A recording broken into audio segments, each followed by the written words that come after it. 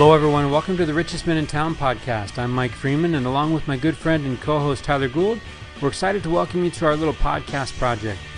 Tyler and I are just a couple of middle-aged husbands and dads driven to live our best lives. We want to be better every day, so here we'll be sitting down with great people. Not famous people, but great people that we admire, to learn their secret to living the rich life. Probably not the rich life you're thinking of. Our guests come in humbled and surprised at the invitation and hopefully leave feeling proud and grateful, realizing just how good they really have it. So pull up a chair, stay a while, and raise a glass with us as we toast our guests to the richest men in town. Mike Freeman, it is another Richest Men in Town night, and we got to spend some time with Jason Parrott tonight, man. It was fun. I mean, honestly, he's a fun guy to talk to.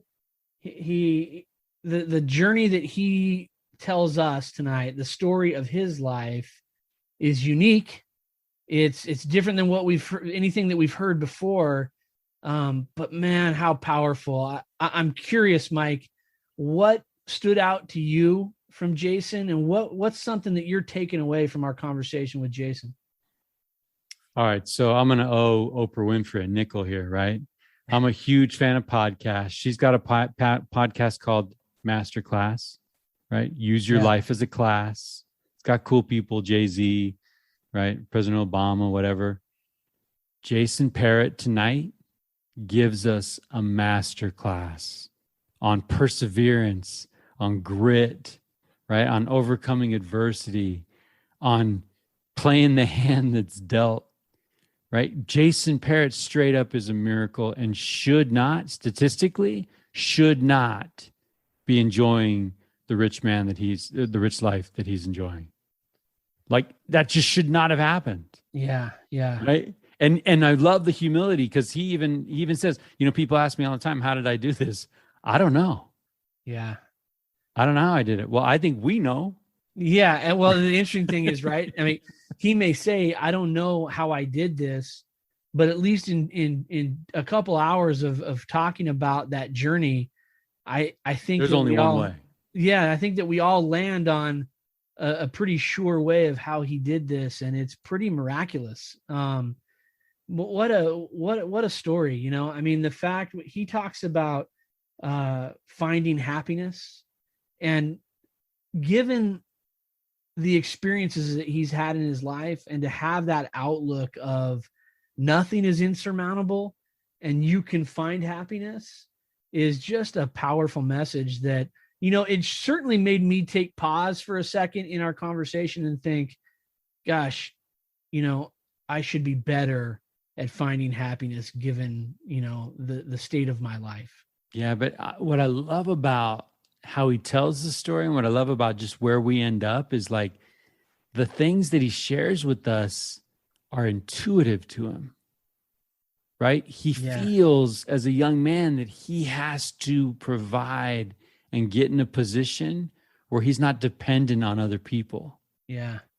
And he feels that by using the experiences around him, right? By reading situations and thinking like, okay, here's what I got to do. And, I think you and I debriefed a little bit. Everybody looking at him from the outside is probably just like, well, that's a hardworking young man right there. Yeah, right. That's not what fuels that fire, man. Yeah. Right? That's not what fuels that fire. He's running from a reality.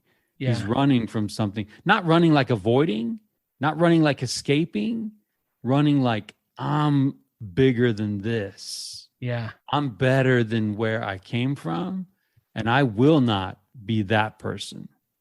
Yeah. And you know what, Mike, we had this, we start out our conversation tonight talking about remembering things and sacred moments. Right. And I really got the impression as we spoke with Jason over the course of the podcast, that his life is marked with these sacred defining memories, right, that he talks about. And I think that when we're in the middle of the battle, or in the middle of the mud, we don't see him as that, right? Words, right? Keywords, looking back. Yeah, but looking he says that a back, couple of times. Absolutely.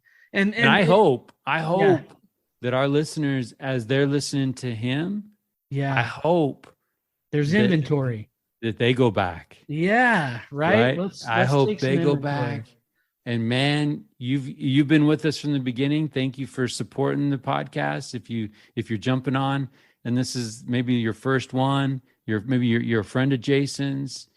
I'll tell you, we end with the same question, and I think everybody's wondering how the guest will answer. You haven't heard an answer like this one. Yeah, it'll blow your mind. I literally, if you were watching the video of me, I actually removed my cap. I removed my Cubs hat because out of reverence for the moment that we share with Jason. Yeah, it was powerful. I had fun tonight, Mike. Every episode's an adventure. Every episode's different.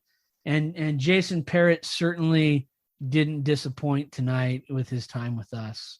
Yeah, and I know, I think we invaded on some sacred date night territory for the Parrott family. So to Catherine, I want to thank her for loaning Jason to us. I know Jason, he put in pretty rough week at work, and I doubt he woke up super stoked to spend some time with us tonight. But man, did he show up! He showed up in spades. Yeah, I'm better for a couple hours with Jason Parrott tonight. And when you're listening to this podcast, take some inventory of your moments. Take some inventory of where you've been, and listen to Jason and listen to how he finds happiness, even given the journey that he was on. It was fun, Mike. It was a great Always. time. I enjoyed every minute of it, and I hope our guests enjoy their time with Jason Parrott on The Richest Men in Town.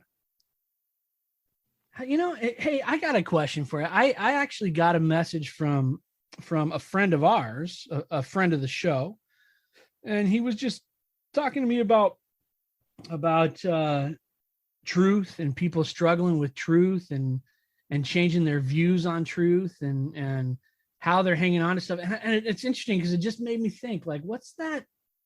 There's I think we want to have this idea that we're constantly evolving, right? And we're changing. That the restoration is a process, right? Right. Absolutely. Right. So there's a work in progress, but I'm just wondering, what is that? Where do we draw the line, right? Like on truth and things that are going to be true from here till the end of days, and things that we can say, you know what, that one's not so much anymore. That one, not so much anymore. Well, and I think the problem is it's a little cart before the horse, right? Like, here's my take on the restoration of all things. And we believe that God has revealed and will yet reveal many, many great things, right? Yeah, right. But I think he reveals those things through his servants, the prophets. Yeah. And so when a group of people playing Jenga. Yeah. So when we have the bunko, when we have the bunko group saying, no, here's what needs to go down. Yeah, that's true. That's a good point. I think that the idea is, as we look to that prophet, and that feels old fashioned saying that. Right now, I know our listeners, some listeners are members of the Church of Jesus Christ Latter-day Saints. Some aren't. Some are maybe not even members of a church. Yeah, right. If you're familiar with scriptures, you're familiar with that term prophet. But to be in 2021 and standing here with everything going on, talking about, well, I wonder what the prophet's saying. That feels kind of weird to say, but I think that that's the order of things. Yeah. There will be changes. There will. We had an interesting conversation in church. This is probably going to make you freak out, right? Yeah. As former bishop, but Fifth Sunday bishop. Yeah. Having a conversation about priesthood power. Yeah. What is it? President Nelson's invited us to study it, to learn more about it. Yeah. And the bottom line is we don't know what a priestess is. Right. We don't know what that is. Yeah. We know it's a thing. Right. Absolutely. Right. And so the women holding protest signs outside Salt Lake Temple Square at conference time saying, we want the priesthood. we don't understand Yeah. things. We're very myopic people, right?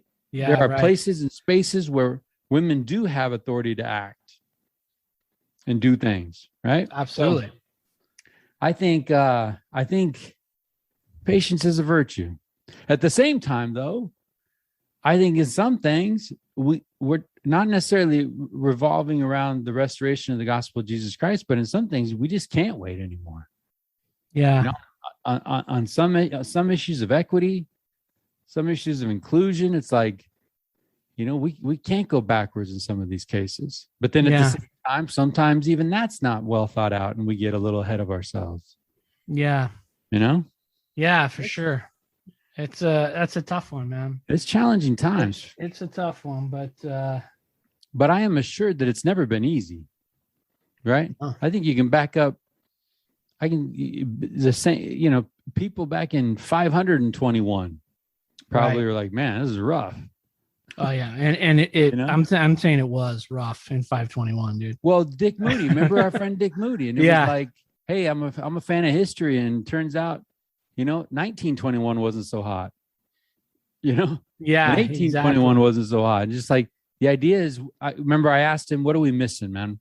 Dick, what are we missing in today's, like, where are we going wrong? Yeah. And, you know, the takeaway from that conversation was perspective.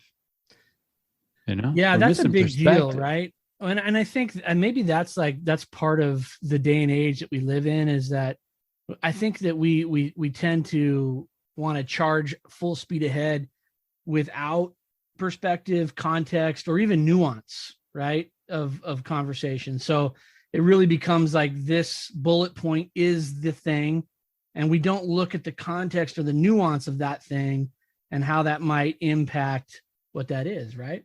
Yeah, I was reading something from Simon Sinek, our good friend, Simon Sinek. Yes, where you at? Get on the program, Simon, already? Come on. Get with the program. Yeah. Come on, seriously, get with it. We're Infinite Game fans, but like his take on it, and it really does apply to so much of what we talk about with our guests on this program.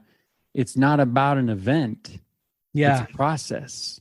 Yeah, right. Right. And maybe it's not a metric, not a number or a target we're hitting, but a dial we're trying to turn. Yeah. And I kind of dig that idea of like, hey, you're not there yet, but did you turn that dial a little bit? Yeah. Right. So Mike, you're not that righteous. You're not, you can get better there, but there's not this end destination called righteous Mike. Right. Right. It's right. like, can I be a little better today? Yeah. Can I get back on the horse tomorrow? Right. Can I do those things and process versus event?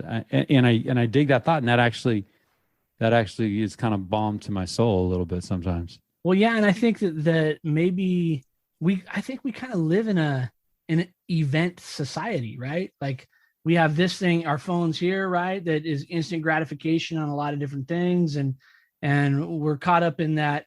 I need it now, and I need the answer now. And maybe there's something to be said for, and not maybe, right? There's something to be said for the search and the process and the journey and the and in that, from event to event, what are we forgetting? Right. So our thoughts and prayers are going out to New Orleans right now. Come on, right? Mm-hmm. Ida packed a punch. How cruel is that? 16 years to the day of Katrina. But like, there's no lights, there's no electricity. Yeah. Some substations are down to zero. But in that crisis, we're forgetting about Haiti.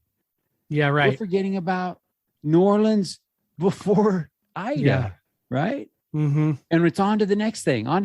Let's send some bottled water. Let's do this, and then it's like and then that'll be done, right? We've got an 800,000 acre fire burning in my backyard. Yeah. You know, and it's just like, pick your crisis.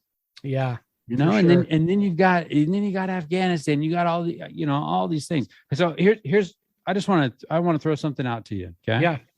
So in all of this, I was reading a talk by Henry B. Eyring, and he goes to Doctrine and Covenants 43:25. I'm just going to read this to you. Okay.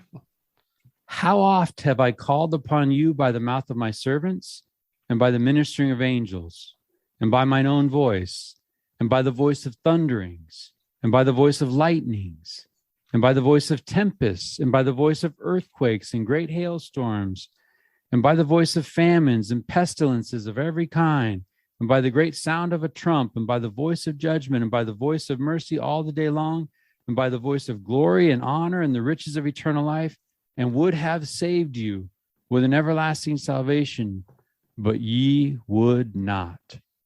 So Mike Freeman is not coming on the richest man in town saying God's doing this to people, but these things are happening, allowed to happen. And I think one of the outcomes is that we would turn to him. Yeah. That we would realize, man, we really have no control over any of these things. And maybe these things, right? New York City getting their first ever flash flood. Yeah, right. Maybe these things would put us in perspective and think, hey, man, you really aren't anything. Yeah, right. And maybe that would drive us, like Dan Collins, my one thing is drop to my knees. Yeah. Right? Drop to my knees in the morning, drop to my knees at night. However vain, however foolish the petition is, just get in the habit of doing it. And I think that I love that thought. Well, it's not a good thought, but ye would not. Yeah, right. That's been a thing. That's been a thing. That is a thing, man. Today's the day, man. September 3rd. So I don't know. I don't know if you would know this, but today's an anniversary of sorts. So 12 years ago, my stepfather passed away. Okay. Right. Non-Hodgkin's lymphoma, B-cell lymphoma, Casey Johnson. So, woke up this morning and just kind of sat and quiet and thought about him, and thought about things, and he's not gone, Yeah. He's not gone. And I think he's, I don't know how, but, I feel like he's probably involved in things and looking in on the lives of his girls, me and my brother, of his wife, Janie, my mom. So Casey Johnson, thinking about him, and just grateful, right? Grateful for what we got, because we don't know, Yeah, we don't know.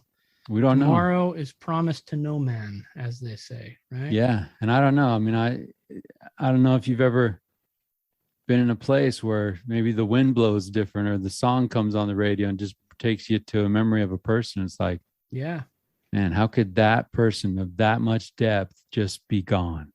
Yeah. No way. It's crazy. Not signing up for that plan. No way. No, absolutely not, man. So that's a cool memory. I'm glad you shared that, Yeah, I'm glad you shared that. It's something. It's something. This episode brought to you by In honor of, right? In honor Casey Johnson. There you go. Casey Johnson, we raised one for you. The only person Mike Freeman has ever called dad. Love it, man. One time.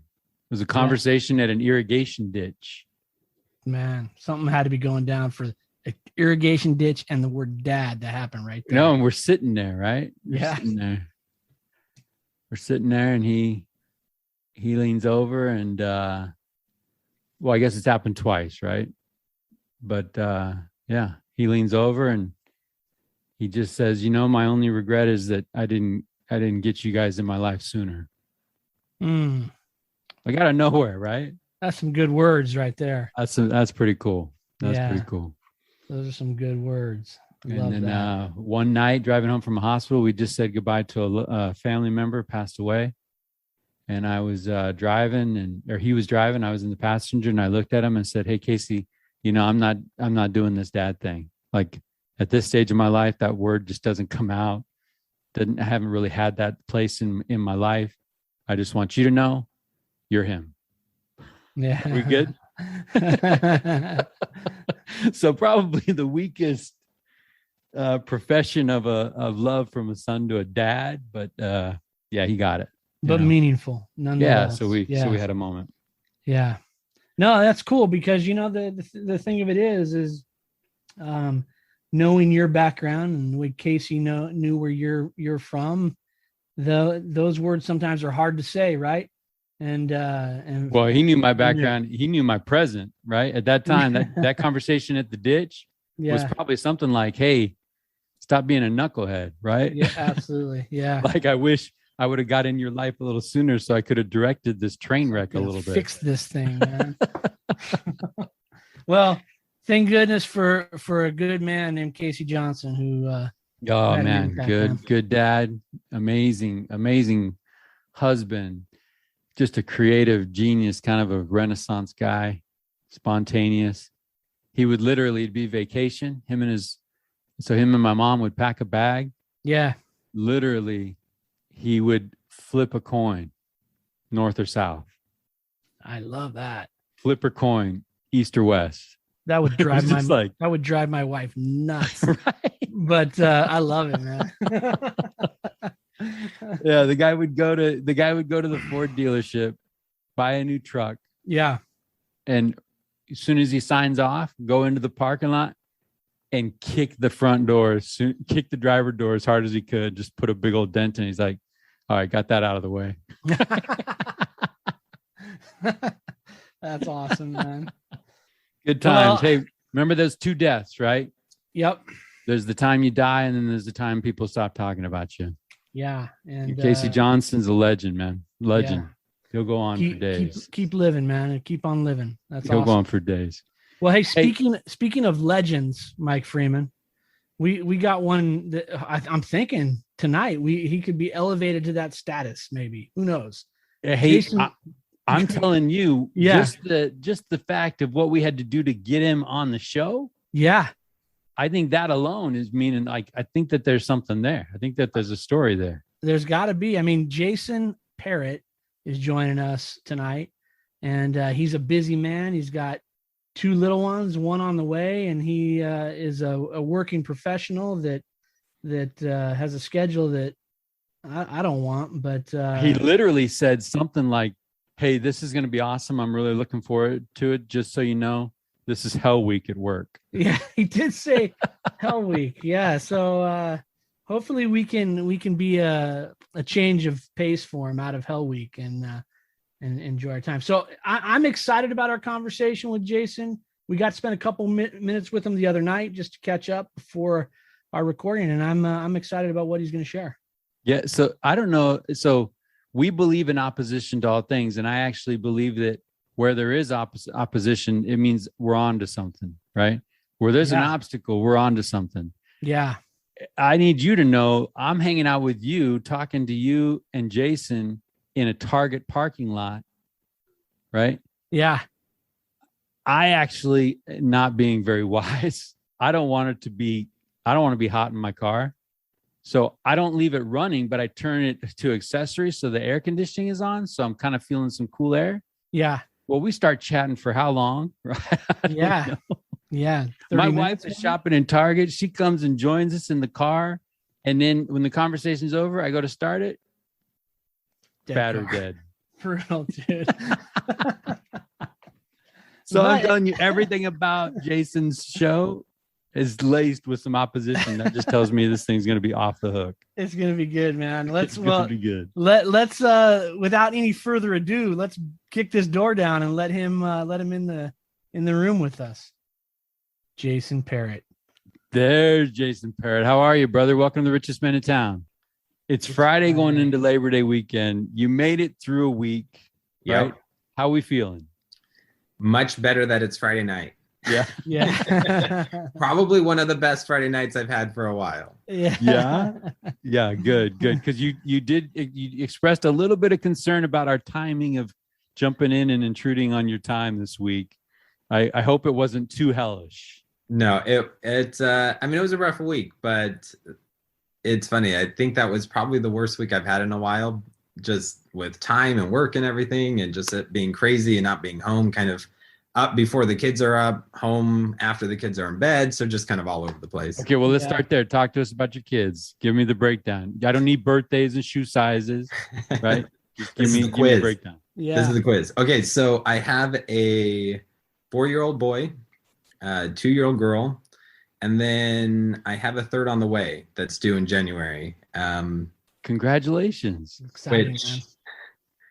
This is probably the most public announcement that we've made because Whoa, it's not Facebook official. Let's do this. Wait. So we're gonna do this. We're gonna have. I don't know if this is the first for richest men in town announcement here, but I love it. But Are we yeah, gender reveal? so I mean, family knows obviously, but Okay. it's not Facebook official, so I don't know if that counts for anything. No, we're gonna call this an official unveiling. So let's go, man. So here we go. Gender is Tuesday. This next Tuesday we find out gender. Okay, that's exciting, dude. Yeah.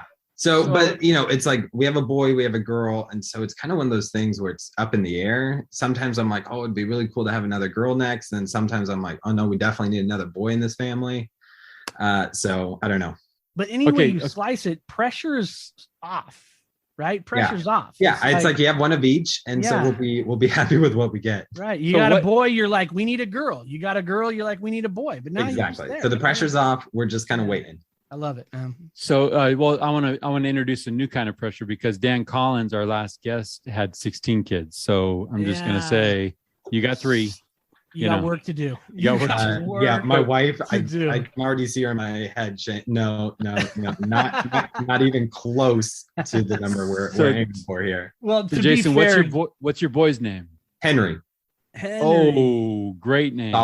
Solid name. Yes. Great. We're a fan of classic names, I guess. So, and then my daughter's name is Eliza. Eliza. I feel like we know it's an like Eliza. We do know. I feel like this is like a Shakespeare. Yeah, they're very classic names. And then we have gone back and forth on obviously third kid names, and until we find a gender, it's up in the air. Yeah. Obviously. And is it one of those things where it's like in the moment of you're going to see him or her and then the name, or do you got one? It was funny. So with Henry, we knew beforehand that it was going to be Henry. We just knew. And then Eliza going in, it took us a little bit. Like we weren't immediately filling out the birth certificate. There was a couple names that we were like, this is it. And then, but it took us a little while going back and forth. So is there a Hank? No, Henry, straight up. Nope, straight up Henry. I like it. I like it too, man. I like it. Well, hey Tyler, man. Yeah. You tell me why you like this guy, right? Because this is how it works. I'm gonna fall in love with this guy, but tell me now going in, what is it about Jason Parrott that makes him richest man in town caliber? I mean, we don't just throw around that title to anybody. You know what I mean? Yeah, that's right. There's some friends, I'm sure there's some friends of ours that are sitting there waiting for their phone to ring. Yeah. Like, surely I'm richest man in town caliber, and we love y'all, but not everyone gets the invite. Yeah, but step your game up. You know what I mean? No, I will say this about Jason. So we kind of, we know each other. We met each other through church. Yep. And it wasn't a long time that we were in the same ward or sphere there. I mean, Jason kind of took off and decided he wanted to go for greener pastures and left us in hotter pastures. Yeah, hotter pastures. But I will say that in the little bit of time that I was able to spend with Jason, I felt like I was better for the time that I spent with him. Like when you're in those situations where you're learning and you're maybe sharing things with other people and you're trying to lift each other. I always felt like Jason was the kind of guy that was hand out quick to help lift people up to a better place. And I admire that. And it's the invite, I think, hinges on a lot of things. And one of those is if that person's got something that I want to be better at, then here we are. And Jason is quick to love people and help people become better. So that's fantastic. No pressure on that intro, right, Jason? Yeah, no pressure on that. Now I got to change this whole show. Hold on. Yeah. All those bad things you're gonna say, man. Right. There you go, man. Jason, before you came on, we were talking a little bit, and it seems to be kind of a reoccurring theme as of late, just with the context that Tyler and I find ourselves living our lives and conversations that we're having. And it's interesting because looking at where you are in life, maybe you've had this experience, maybe you haven't, maybe you've had it personally, maybe you've seen it with loved ones or friends, but we've just been talking about that the relationship we have with truth, like capital T, actually all caps, bold, italicized truth, and not the relativity of it, but God's truth. And then our tendency as humans to kind of either not like it if it's not convenient, so we adapt it, or we come up with our own. Yeah. Right. As you what look, we knew was true, we then decide, kind of revisionist history, right? We start looking back and being like, I don't know what I was thinking. Right. Yeah. So as you look in your life right now, what are your thoughts on the battle that people are in, and the battle that you're in as a husband, as a father? What are your thoughts on this battle to find truth and grab onto it and defend it? Yeah, that's a good question. Honestly, the first thing that comes to my mind is a talk. I think it was Elder Anderson's talk, Spiritually Defining Memories.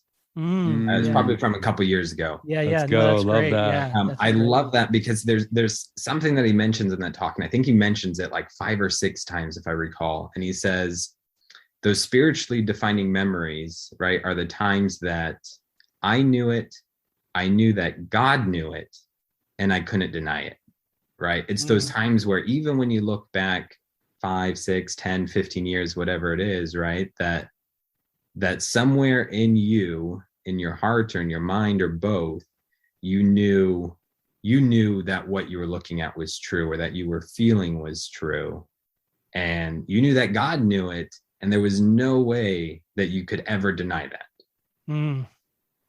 I love that. But I like your thought, your way you framed that earlier. You said we have this sort of revisionist history, because I think there's even a tendency where we've had those moments, right, where we feel like things are solidified, and then we let some time go on without maybe nurturing or taking care of that solidifying moment, and then we look back and go, gosh, did that really happen? Was I Just a feel good moment?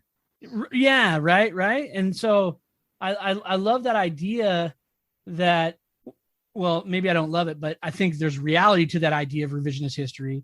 Yeah. And I think that in order for us to get to a point where we're not involved in that process of revising our history, that we've got to be, I think that word remember, and we talk about this a lot on the show, Mike, that word remember though is huge, right? It's not to inflate moments that we've had, but it's just to remember that they were there. Yeah. Right. And the more that we look back and we have quick recall on those, the more that we're going to be reminded of the things that we felt or saw or heard. But if we let 5 or 10 years go by and then we look back and go, gosh, I don't know, it's really fuzzy. It's really frenzied fuzzy. mind, right? Maybe I was in a frenzied mind. Right. Yeah. And I think of listening to Jason's answer, love that thought. Yeah. And I love that talk of, spiritually defining memories. And that makes me think of Holland. And Holland's kind of a lightning rod right now. Oh, for sure. Elder Jeffrey R. Holland. I love Elder Jeffrey R. Holland. I sustain him as a prophet, seer, and revelator. But Elder Jeffrey R. Holland said, those that leave, those that choose to leave, those that choose to stop walking with Jesus are going to have to crawl in and around and through those very memories. Yeah. You're going to have some things that you've got to justify away. Like Tyler said, forget, right? On your way out, they're going to be there.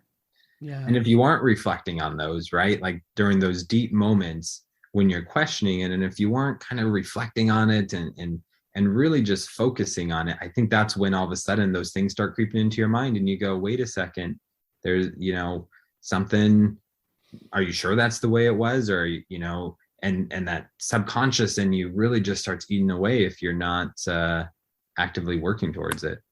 Yeah. And I think that there's something important about those questions, right? And maybe even those doubts to a certain degree, if we use them the right way, right? Because if those are there, we can turn back and try to bring back that moment, right? We can experiment on that again, and we can say, wait a second, this is what I had.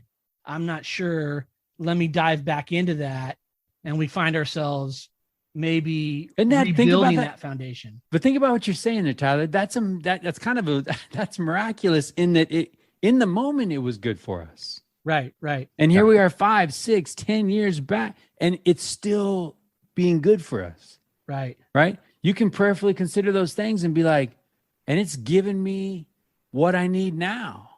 Now we talk about, I can't live off 1994, right? I got to do those things that are going to keep, but 1994 is there anytime I want to go back to it.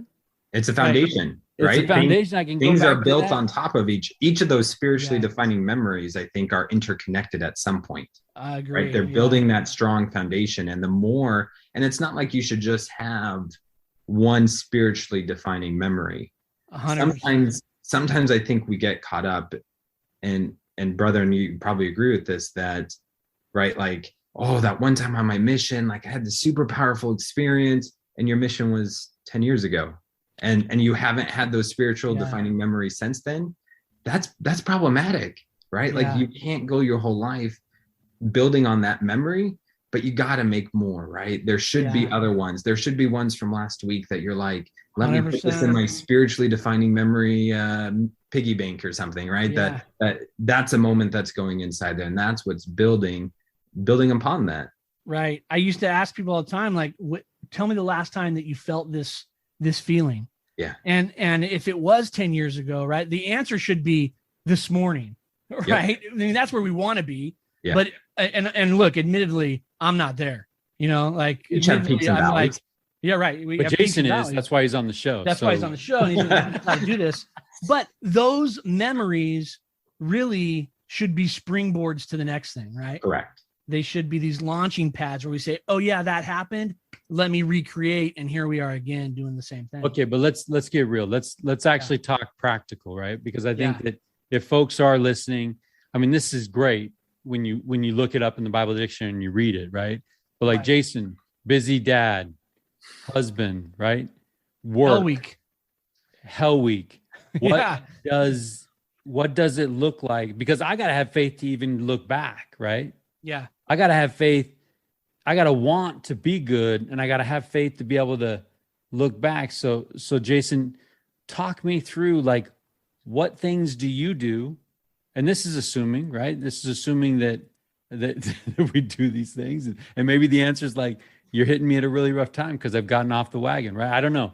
But what are those things that we do to keep that faith, to trim our lamps, right? To keep the faith, to fight the good fight with everything going on? It's a good question, right? We have so much distraction. We have so much going on. And I think you guys have talked about this on the show, and I want to make sure that, because I think it's true for me as well. There are times where I'm at my low and I need my wife there to make sure that she's kind of helping me, almost probably even dragging me along sometimes, right? Not even just kind of like light, hand on the shoulder kind of thing, but kind of yanking me along and being like, hey, you gotta step up. You gotta do more. You need to stop focusing on your career so much, or you're kind of letting family slide, or just different things that it's like, look, you got to be better. And then there are times, very few, very, very few, that I'm kind of at a more spiritual high, and I'm kind of helping my wife and saying, hey, let's kind of get back on track with this. Let's move forward a little bit. I love that thought, because I think it's so important to just have people in our lives, right, that are willing to call our crap out, right? Yep. Like, I mean, I think that's a big deal. Okay, go ahead, Mike. That thing. Yeah. I can say that. Again, back to the abstract, like, I can say that objectively. Today, I just had my crap called out. I reached out to somebody, kind of did a Tyler, right? Reached out this morning in some thought and some reflection, and reached out to somebody and was like, man, I miss you.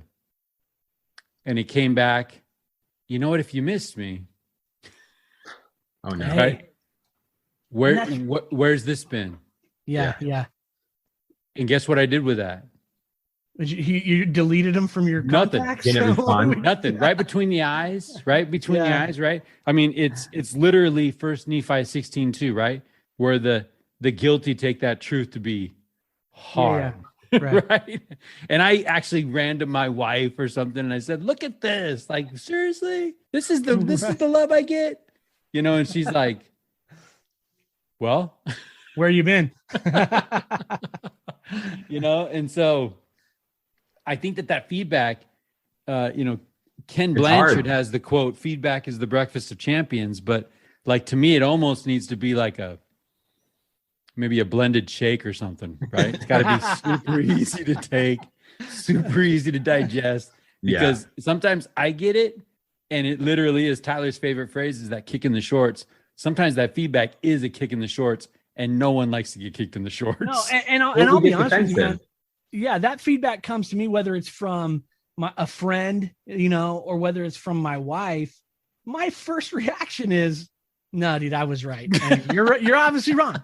Right. So that's my first reaction. But I think like you said, and when you were married 5 years, you said, no, you're wrong. But now that you're wise, 25 years, I'm like, you keep it under wraps and you just sit there and spin it a little bit. And then you're like, oh yeah. Okay. Yeah. I'm like, I'm going to go in the garage and fix something. I think though that there's, criticism's not easy, right? Never. No matter when we take it, no matter the spirit that it's given in, because we don't want to hear that we're falling short. But I think if we're willing to be honest with ourselves, and again, I'm working at it, right? That to be able to look in the mirror and say, all right, dude, you've dropped it here, and you've disappointed some people here, and let's get better here. If we're willing to do that, even if it's a little bit removed from when we initially receive that criticism, it's a good thing, And I think, man, props to the guy who says, where you been? Because most people are gonna say, hey, cool, thanks for reaching out. Yeah, they're not gonna give you that honest, deep down feedback of like, dude, you haven't reached out to me in whoever knows how long, and I'm calling you out for it. And that I think is a true friend. I was just gonna say that, Jason. I agree with that. Yeah, that's hard. Someone who's willing to say, hey, I've needed you, but you haven't been here. Yeah. I mean, that's someone who obviously thinks a lot about you, right? Yeah. And thinks a lot about the relationship that you have with them. So that grabbing the face mask and kind of spitting in the face, right? Like, hey, wake up. But I mean, I do think that. if we don't get that, and it's all like, oh, you're doing awesome. Oh, you're awesome. Oh, this, oh, that. Right. And then, and we're not getting the accurate feedback. Yeah, man, that's dangerous. That's dangerous. That is dangerous, man. But although I would like some of that inaccurate feedback every so often. We're almost just like, like a overinflatedness, like a 4-to-1 ratio, right? You're like, sometimes right. You mean sunshine and sugar, and then slip in a little bit of like little vinegar. I'm cool with that. Just a little bit. So Jason, as you're a fan of the program, you've listened to some episodes, but when this original invitation comes out, I think you actually walked into this a little bit. I think you had some exchange with Tyler, and then all of a sudden it turns into like, boom, I got this podcast called Richest Men in Town, and it's got your name written all over it. What thoughts cross your mind when that invitation gets extended to you? Well, I guess I should give the listeners a warning. So when I first started listening, it was probably 2 or 3 episodes in when you guys first started. I'd reached out to Tyler and said, hey, Tyler, love the show. Awesome job. So warning, if you do that, he may reach back out to you. It is a two-way street. That's right. Yeah, that's right. And some time had gone by. Like it had been a good couple months since I feel like I reached, if not even longer than that. And then, randomly he just reached out and said, hey, do you want to be on the show? And I'll admit, my first initial thought was I was terrified. I was like, there's no way I'm going to have something remotely desirable to share. And then just kind of thinking on it, I think I didn't respond to you for a couple of days actually, because you had shot me a text or a message. Probably thought I was deleted my contacts or something. This guy, what is he talking about? And then finally, after thinking and weighing, I said, okay, I need to talk to this guy and I'm going to jump on, and who knows what's going to happen. And I can't promise what I'm going to say, but here we are tonight. And then, of course, as the universe would do it, the 1 week out of the whole year that just is a crazy week, and 16-hour days at work, and having to kind of push you guys around a little bit on timing. Here we are. Here we are. We made it work. Hey, can I pause there just for a second, Jason? Because something that you said makes me kind of want to reflect and just pause with Tyler. Do you remember how freaked out we were starting this thing? We're in the 70s now, right? Episode 70. That's wild. Yeah. But like when Jason talks about, man, I was kind of freaked out. That's a common response that we get from guests, and we're like, ho hum, let's do this. This is going to be awesome and fun. But at one time it was freaky for us as well, right? And I think it goes to like, there's a Ralph Waldo Emerson quote: "That which we persist in doing becomes easier to do. Not that the nature of the thing has changed, but that our power to do has increased." Wait, read that one more time. Right? That which we persist in doing becomes easier to do. Not that the nature of the thing has changed, but that our power, our ability to do has increased. Love that. I love that. I feel like that sort of encapsulates the spirit of the show, though, right? Because the spirit of the show is, how do we become better and somehow become the best version of ourselves, right? And we understand it's a journey. And I love that it's not easy to do, but that thing that we're pursuing or doing becomes easier, right? And I think moving forward, and go into those scary spaces. Yeah. Right? Go into those things that freak you out. Like right now, Jason, there are things professionally or personally that probably freak you out at the thought of doing. Of course. Yeah. And you've got this world, you've got this professional world, you've got this personal world, and things are probably feeling a little comfortable, right? You got some competence, you got some skill, you got some good people around you, and that thought of disrupting yourself and going and doing that really scary thing. But if that quote pans out, those scary things are growth opportunities for you. And you might jump in and be freaked out, but over time, even that becomes, and the thing didn't change. Your capacity to do the thing has changed. Yeah. Well, and I love that word journey, right? Because I think I can't remember what the quote is, but right, like the first step is the most difficult or something on that journey. Mm-hmm. Because so many times we get fearful of, oh my goodness, like where's that going to go? Am I going to be able to do it? Do I have the competency? Do I, whatever it may be. But you kind of are so fearful that you don't make that jump. You don't take that first step. There's not that faith there. You're kind of stepping into that darkness, kind of diving into Alma 32 a little bit. But right, you have to kind of take that first little step and say, okay, I trust myself enough that, I'm going to jump on this journey or whatever it may be.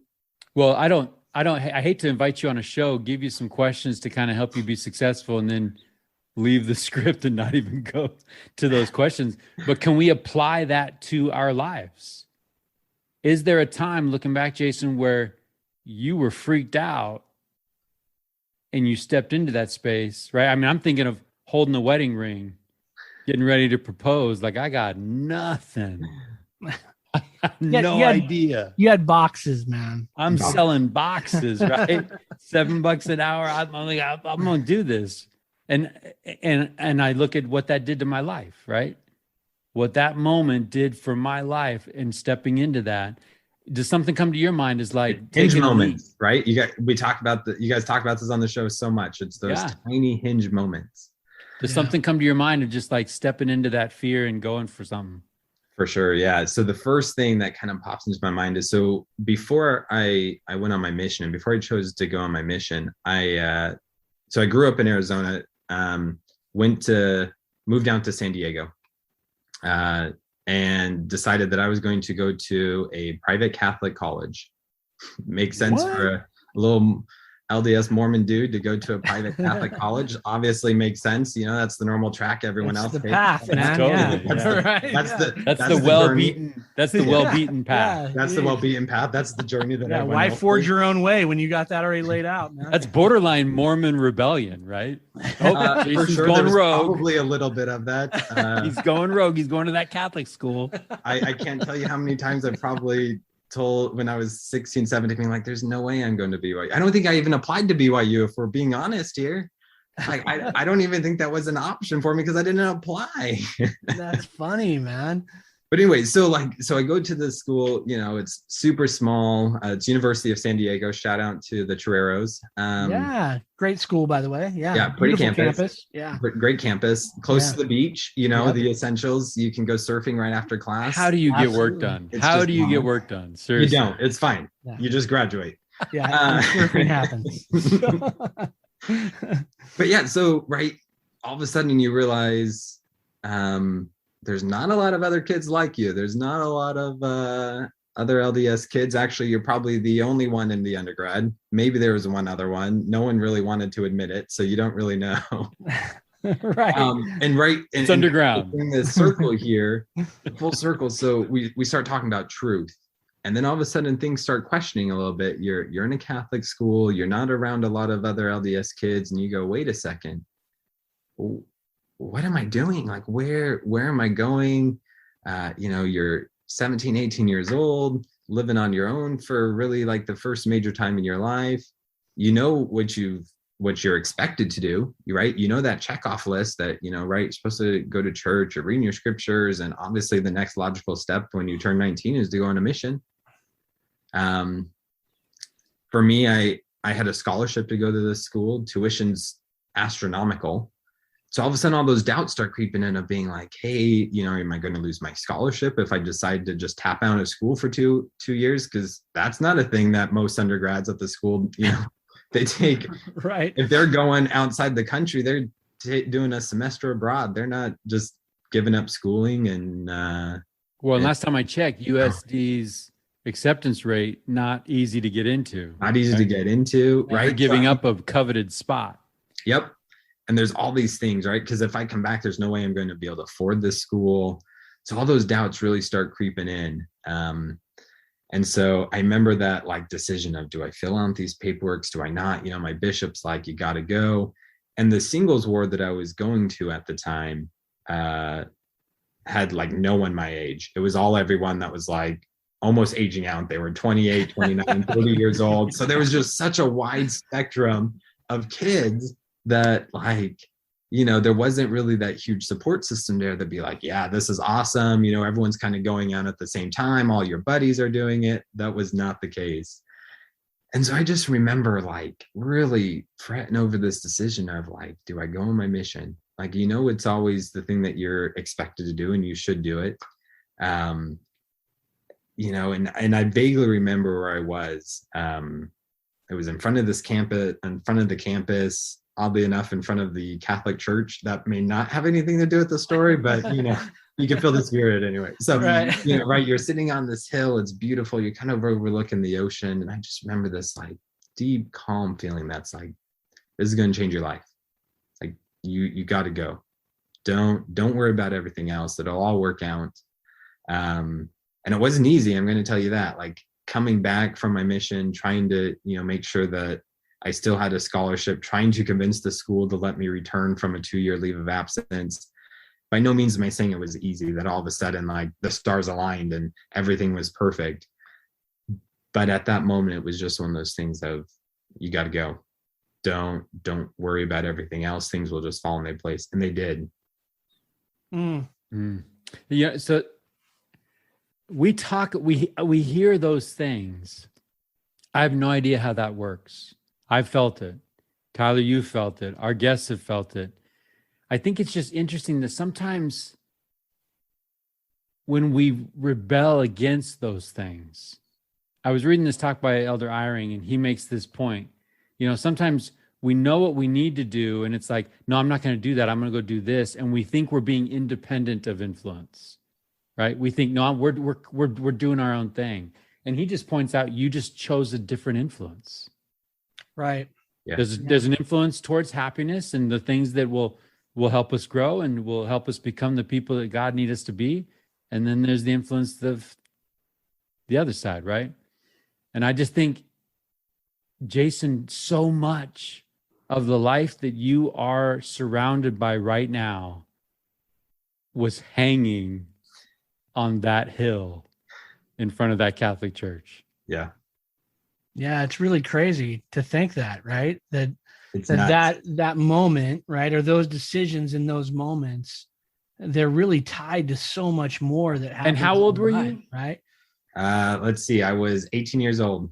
18. Right. And as an 18-year-old, you're not looking that far down the road. No, No. I was looking at the next wave. What ocean am I going to next? Right. What 18, you're chasing bikinis, you're chasing surf reports, you're doing all kinds of other things other than that. And the beautiful thing is, he can still get through that.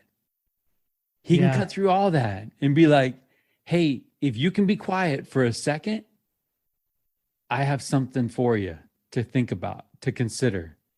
And this will change everything. And I think I've been thinking lately of this phrase in the scriptures that we read about when we talk about what it takes, right? When we talk about paying the price. And I want to be in heaven with my family. I want to be together forever. But I want to be in the presence of those that have paid a price to be there. Obviously, Jesus Christ paid the ultimate price.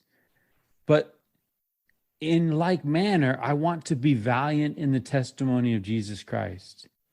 And when I hear of Jason doing what he's doing, where he was doing it, in the context that he was doing it in, I mean, one thing is like, yeah, I've got 7 buddies and well, my 6 other buddies went, so it's my turn. We've had guests say that. Absolutely. And there's nothing wrong with that. And there's right? nothing, Absolutely. Right. And right. My freshman friends that I had that year, right, they're all just worrying about their next sophomore year, right? They're moving on. And then I'm like, wait a second, hold on, guys. I'm taking a step back. And they're like, you're doing what? Yeah. Yeah. But the beautiful thing about it, I don't care where you are, you have to have that kind of moment. Yeah. Yeah. Even if you're number 7th buddy going, we've had people share that story where they have to have a moment where they too see and kind of hear that voice of like, hey, it's going to be okay. This is going to change everything. Yeah, because that moment that I knew it and I knew God knew it and I couldn't deny it. It was that spiritual defining memory, right? That's it. Yeah, because I think any way you slice it, there's a sacrifice being made, right? Yeah. Whether you say my 7 other buddies went and I'm going because it's my turn. He'll take it. You're sitting on a hill, right? You'll take it. He'll work with that. There's a sacrifice there on some level, right? And God bless you for that, right? Because you can build on that sacrifice, right? If you have an experience and you say, I made this small sacrifice and I can connect the dots of goodness that come from that small sacrifice, well, then the next sacrifice becomes a little bit easier, right? He can start anywhere. Yeah. Right. He'll take whatever little seed you have, whatever it is. He's going to grow it. He'll figure out a way. That's right. But here's the amazing thing about a hinge moment.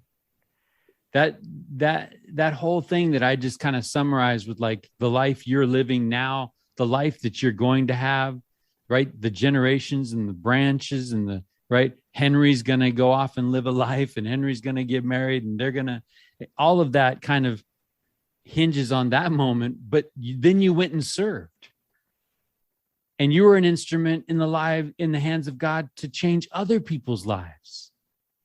And that starts getting freaking exponential. Like your brain can't even wrap around what was going on in that moment, like literally pregnant with potential. Like, man, if he does this thing.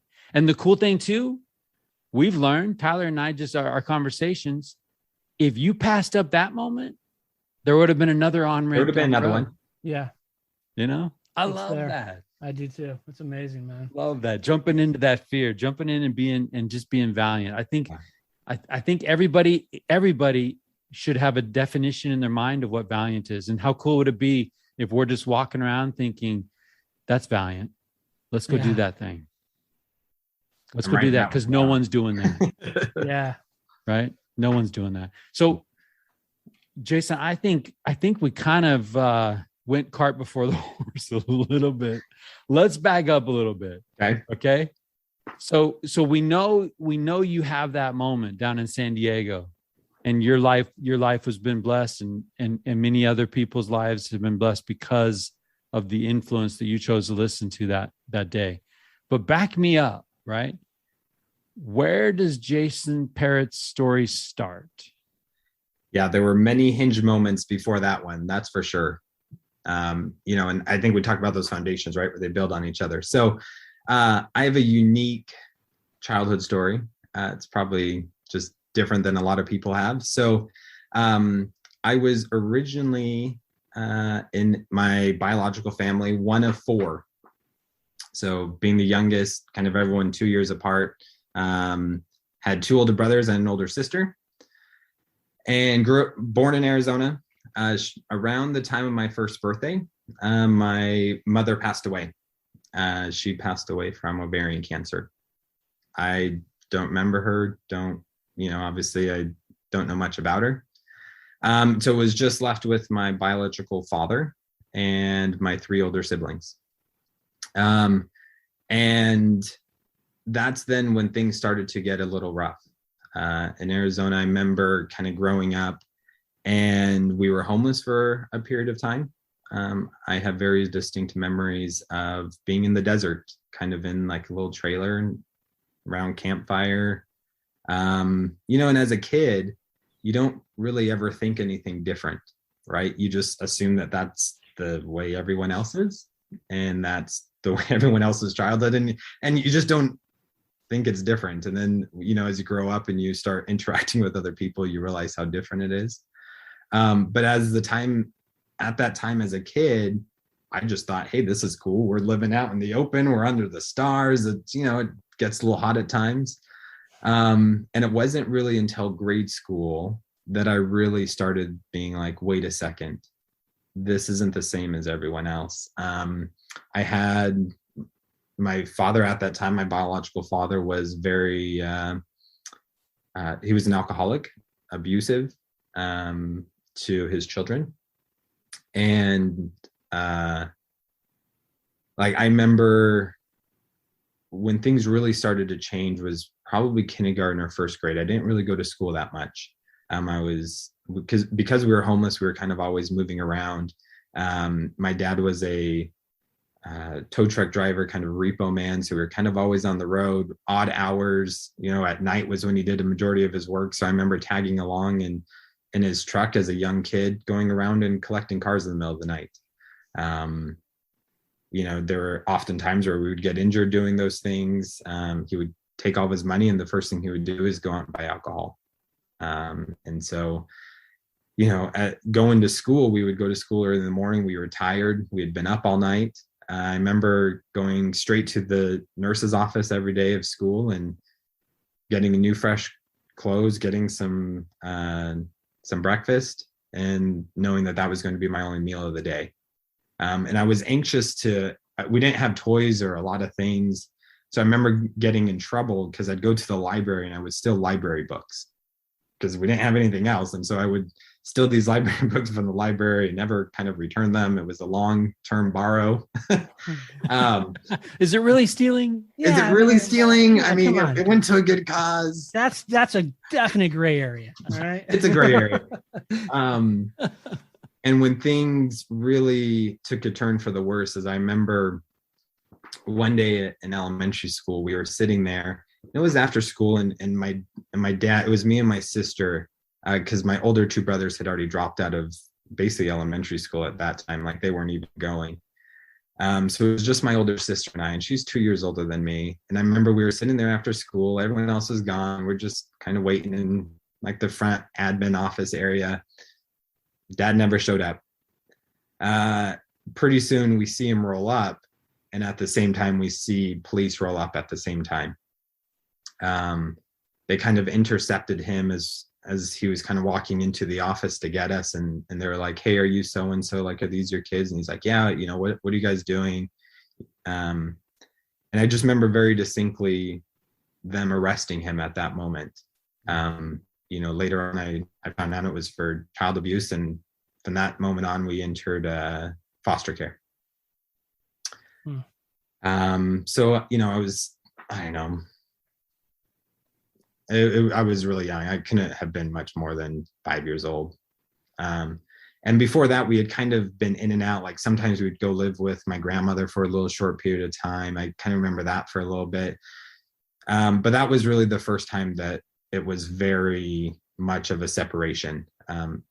And, after all these time has passed, like I don't really remember even what my dad looks like. I have no pictures of him. It's just this kind of like fuzzy memory of just, I don't want to say a blob, but that's kind of just what it is in my memory. Like there's no attachment to it. But I just remember that feeling, or that day very well, of just kind of sitting there and being like, what is going on? And so at that point is then when I entered foster care. And that was in Arizona. We just kind of bounced around, my sister and I, from foster care to foster care. It would be maybe a couple months. And then we would move on to the next family. And, what I remember about that time period was literally just a black kind of garbage bag of your clothes and the stuff that you had. And you didn't have like a suitcase or a backpack. So it was just this black bag that, you knew as soon as people rolled up to the house there, that was foster care. It was time to go to the next house. So you kind of put all your stuff back in this black trash bag and kind of say, okay, and kind of move on to the next place. And so, I mean, it's, as a kid, like I said, you look back now and you realize, like, how does anyone survive that? And I get that question asked a lot, and I don't know, like, to be honest. And so, you talk about hinge moments. I just remember going from house to house, and finally, probably about the time I was 8 years old, we were in a kind of big foster home. It was an older couple, and there was just a lot of kids. And, a lot of kids running around, and you kind of have that despair of like, you're 7 and 8, you're old enough to kind of start realizing what's going on. And you start realizing, like,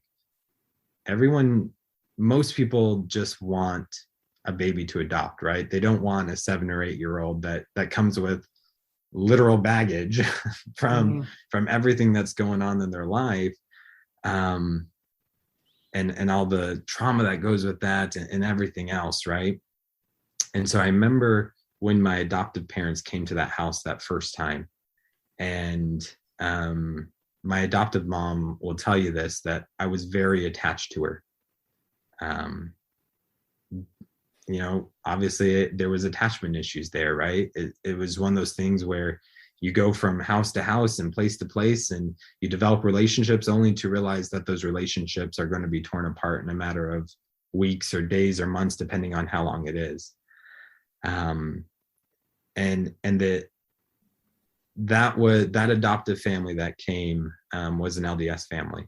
And that was the first time that I ever came in contact with the church. I don't really remember, each foster family you'd go to always had a different church. And so you kind of just went along with it because that's what you were, and you would do the best to try and fit in. You realized really quickly that the best way to get along with everyone was just to fit in and kind of be quiet and be a people pleaser and not cause any trouble. Because if you caused any trouble, you know what that meant. You were going, you were moving on to the next family. And so I lost track of how many families I went from family to family. And at that time, it was very much I think this is it. And, we eventually moved in with them and started that adoption process, and it took a while. So that adoption went through probably almost by the time I was 10. And then I was adopted. Shortly thereafter, I was baptized.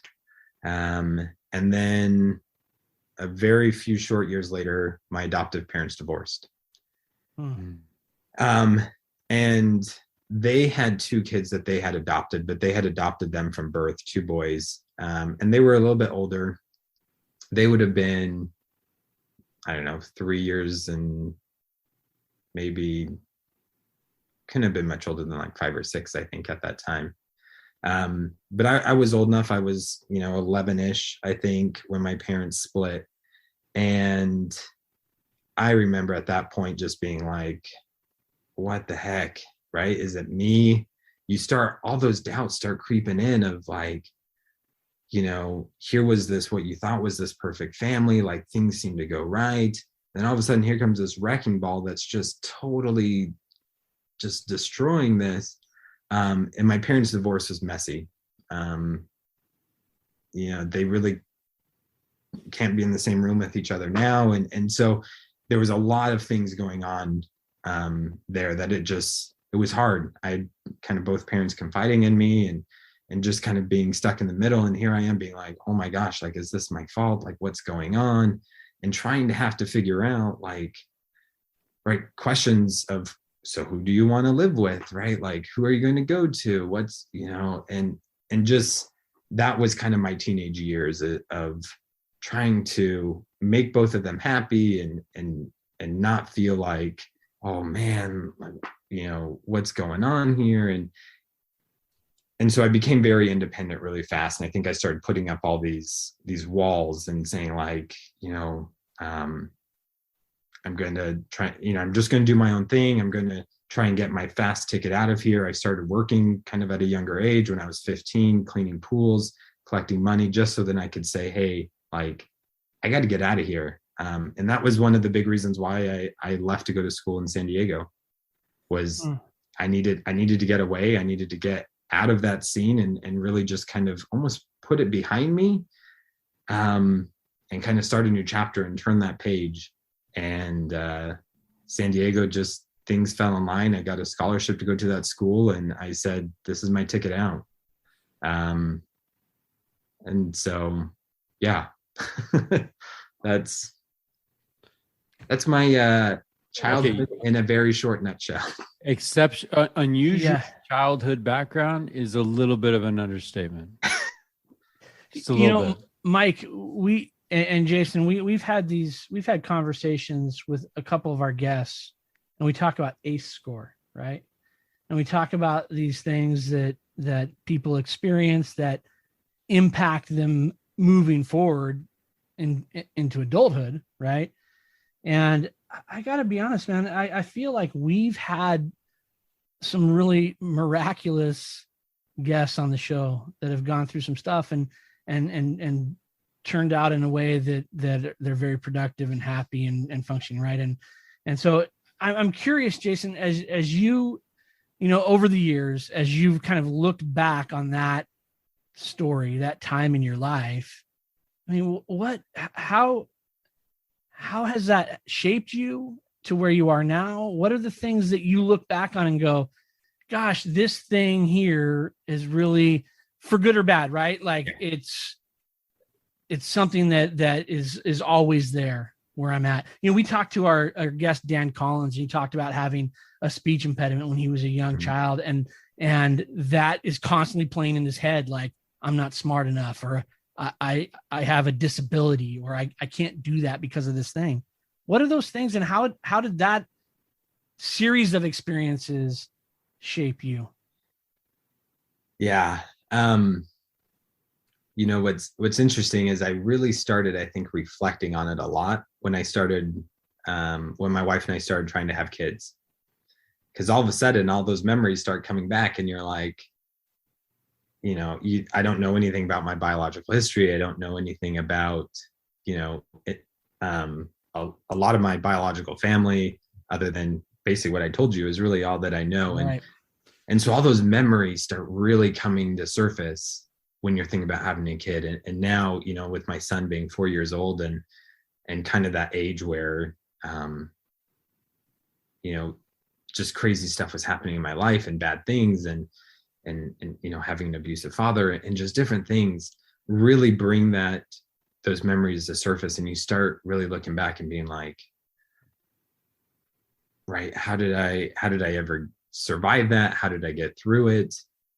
What things are carrying over today? And a lot of it is like those inner thoughts of, having to bounce from foster to foster. Am I good enough? Like, am I going to be a good father? Am I going to be, like my father before me, like, and who knows if it stretches even further than that. Like, am I going to be able to live up to those standards? Am I going to be able to provide for my family more than my father did? And am I going to be able to be a better man? And I would lie if I say those questions still aren't there sometimes, right? When you're alone and you're sitting there and you go, and you're in that spot and you go, am I going to be able to do this?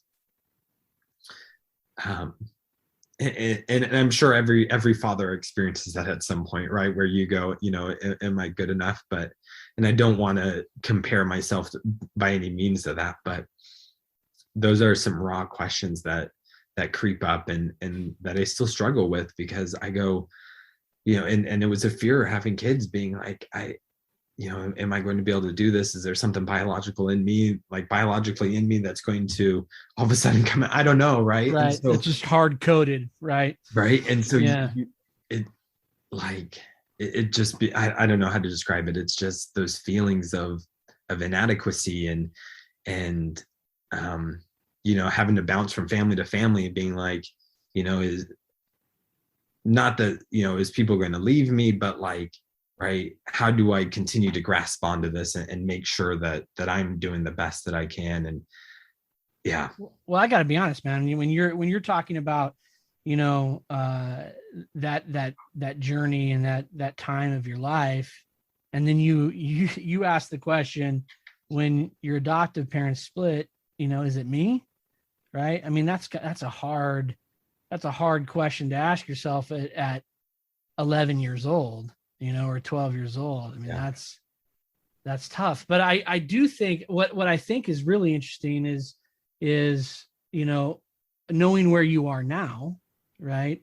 And seeing how, because I do believe that we go through things, right? We're going to go through things, and we have a certain amount of choice on how we use those things that we go through, and I don't want to dismiss the fact, Mike, in particular, that some of those things that we go through can be crippling, can be debilitating to a certain degree. But I just think it's really interesting that how we apply the choice, and even asking yourself the question of, shoot, am I going to be able to, be the type of father that I envision for myself? Or is that something that is outside of my control? I think that question is interesting. And I think, and honestly, Jason, like that series of reflection questions that you just asked might be one of the most powerful moments I've had on this program, because I find myself asking those same questions right now. And I've got a senior in high school and a girl serving a mission in Philadelphia, because I think that no matter where you're at, right, we go through these experiences, and Tyler mentioned those adverse childhood experiences. I'm an educator, and I'm just listening to your background growing up, and I'm just checking that's an adverse experience. That's an adverse experience. Every time you slept under the stars in the desert, right? Every time you see your biological father arrested at school, right? All of those things form a lens through which you see your life, right? And so where somebody that might be coming from a stable environment, when bad things happen, they might have a couple of loving parents that say, we got this, right? Freemans do hard things. We can do this, right? With Jesus Christ and with faith, everything's going to work out. You were not getting those messages. No. In fact, you even indicate you're starting to build walls, right? You're starting to walk around with your black bag of possession, and you're starting to realize that why invest in relationships, because these people are going to be gone. They're going to be gone. Yeah. Right. And so it's only natural. Yeah. As a kid, I just remember kind of being hesitant to make friends, but also easy to make friends just because it's right. You're bouncing around, but those walls are always guarded, right? You never really let someone in because you're like, peace, I'm out of here, and whoever knows how long, right? And I mean, it just, like, there are times where I catch myself now kind of doing that, being like, I gotta open up a little bit. I gotta, shut those walls down, because I think it's just a natural tendency that I now have. And some people listening to the show will probably be like, oh, that makes a lot of sense now. Right. But you are a miracle in that, statistically speaking. And I love you. I'm not saying this to tear anything down, but let's just honor who you are right now and the journey that you've been on, because statistically speaking, kids, the adoption rate for after five in Shasta County anyways, they're deemed unadoptable. Yeah. Right? Like the number, that just doesn't happen. No, I mean, it's a miracle, one, that I was adopted after 5, and 2, adopted by an LDS family. Yeah. Well, and then 2, projecting onto like, huge. And then 2, every one of those adverse experiences, there's statistics, there's volumes of research that indicate that those things are predictive of risky behavior. Yeah. You should have been involved in teenage drinking, and given maybe a biological history of alcoholism, right? The research of your childhood should have led to risky behavior, possibly even incarceration, right? The fact that I'm talking to you on a show called The Richest Men in Town. Well, each of my biological siblings have gone that route. Case in point. That cycle continued. And to be honest, I don't know why the cycle stopped with me. I can't tell you how many times I've been asked that question. I don't know. And as you were saying, I can't believe how many times I've been asked that question. Guess which question I was writing down on my notes, right? How is Jason where he is right now in his life? That's remarkable, brother. It's remarkable. You really shouldn't be, right? If we were just writing it out on paper. I'm the anomaly. Yeah, absolutely. Well, there's an anomaly, and then there's some English limitation to the word that we really should be using, right? Like to describe who you are and where you are and what you're about is really honestly a testament to me of the gospel of Jesus Christ in your life. That's your how. Yeah. And I that's not fair for me to come in and say, but looking from the outside, that's the only way. It wasn't me. Yeah. That's the only way. Right. Well, and it's an ingredient, I think, that was placed in your life that maybe others didn't have the opportunity, right? Yeah. So it's interesting, right? You think like, man, stroke of luck, I guess, right? That this happens. I happen to end up in this spot. Yep. At that exact moment in time. Right. That exposes me to something that gives me a different vision of things, on some level, right? I mean, at that age, we don't know what that is. I mean, I'm trying to think what my thought process was at 11 and 12 years old, not a lot of thought was going into much of anything, but the exposure to those things certainly opens some different paths in your mind of what's possible. Well, you start thinking about like that caseworker who put my file in front of my parents at that time, who then my parents are open enough to say, hey, yeah, sure, we'll take in these 2 crazy kids into my house. And right, like, we're going to invite them into our home and see what, crazy tornado they're going to bring. And right, like, you just start seeing all of these dominoes start lining up, and you look back and you go, that was not possible unless the Lord's hand was in it. And I got to be honest with you, I'm dying to know, Jason. Like, I want to figure out what happens between 12 years old and sitting in front of a Catholic church on a hill in San Diego, because, right, faith is a huge component of your life. I know that about you, right? But how does that build from that moment, right? Look, I have a mom that I adore who drugged me kicking and screaming to every event, right? So that something would sink in and that possibly Tyler would be a decent human being. And was right? probably on her knees begging. I'm pleading, sure of it, right? I'm sure of it. So Heavenly Father, he's taken up skateboarding. Please deliver his soul. Now he's into punk rock music. Right.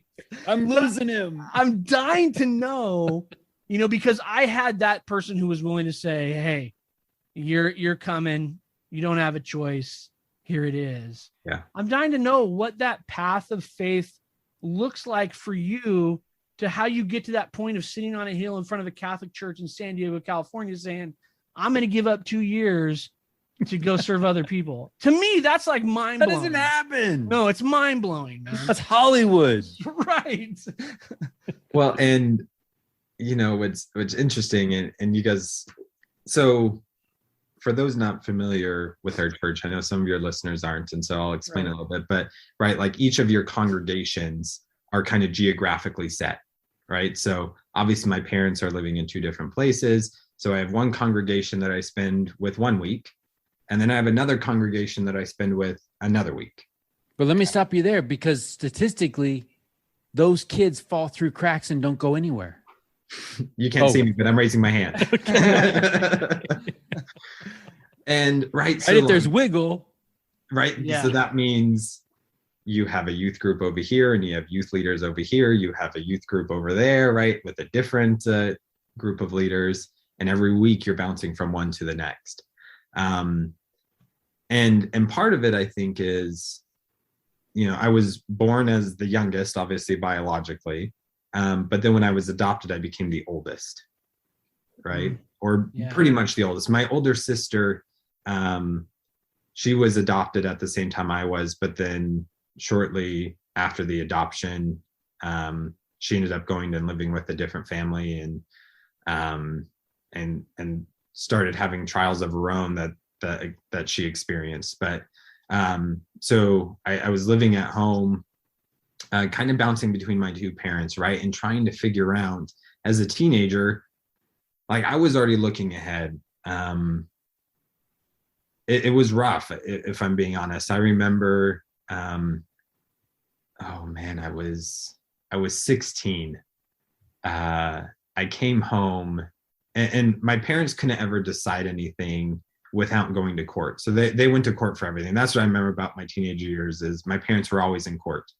It was either about money or, how much money is child support, or anytime they wanted something changed in the contract, they had to go to court to decide what that was.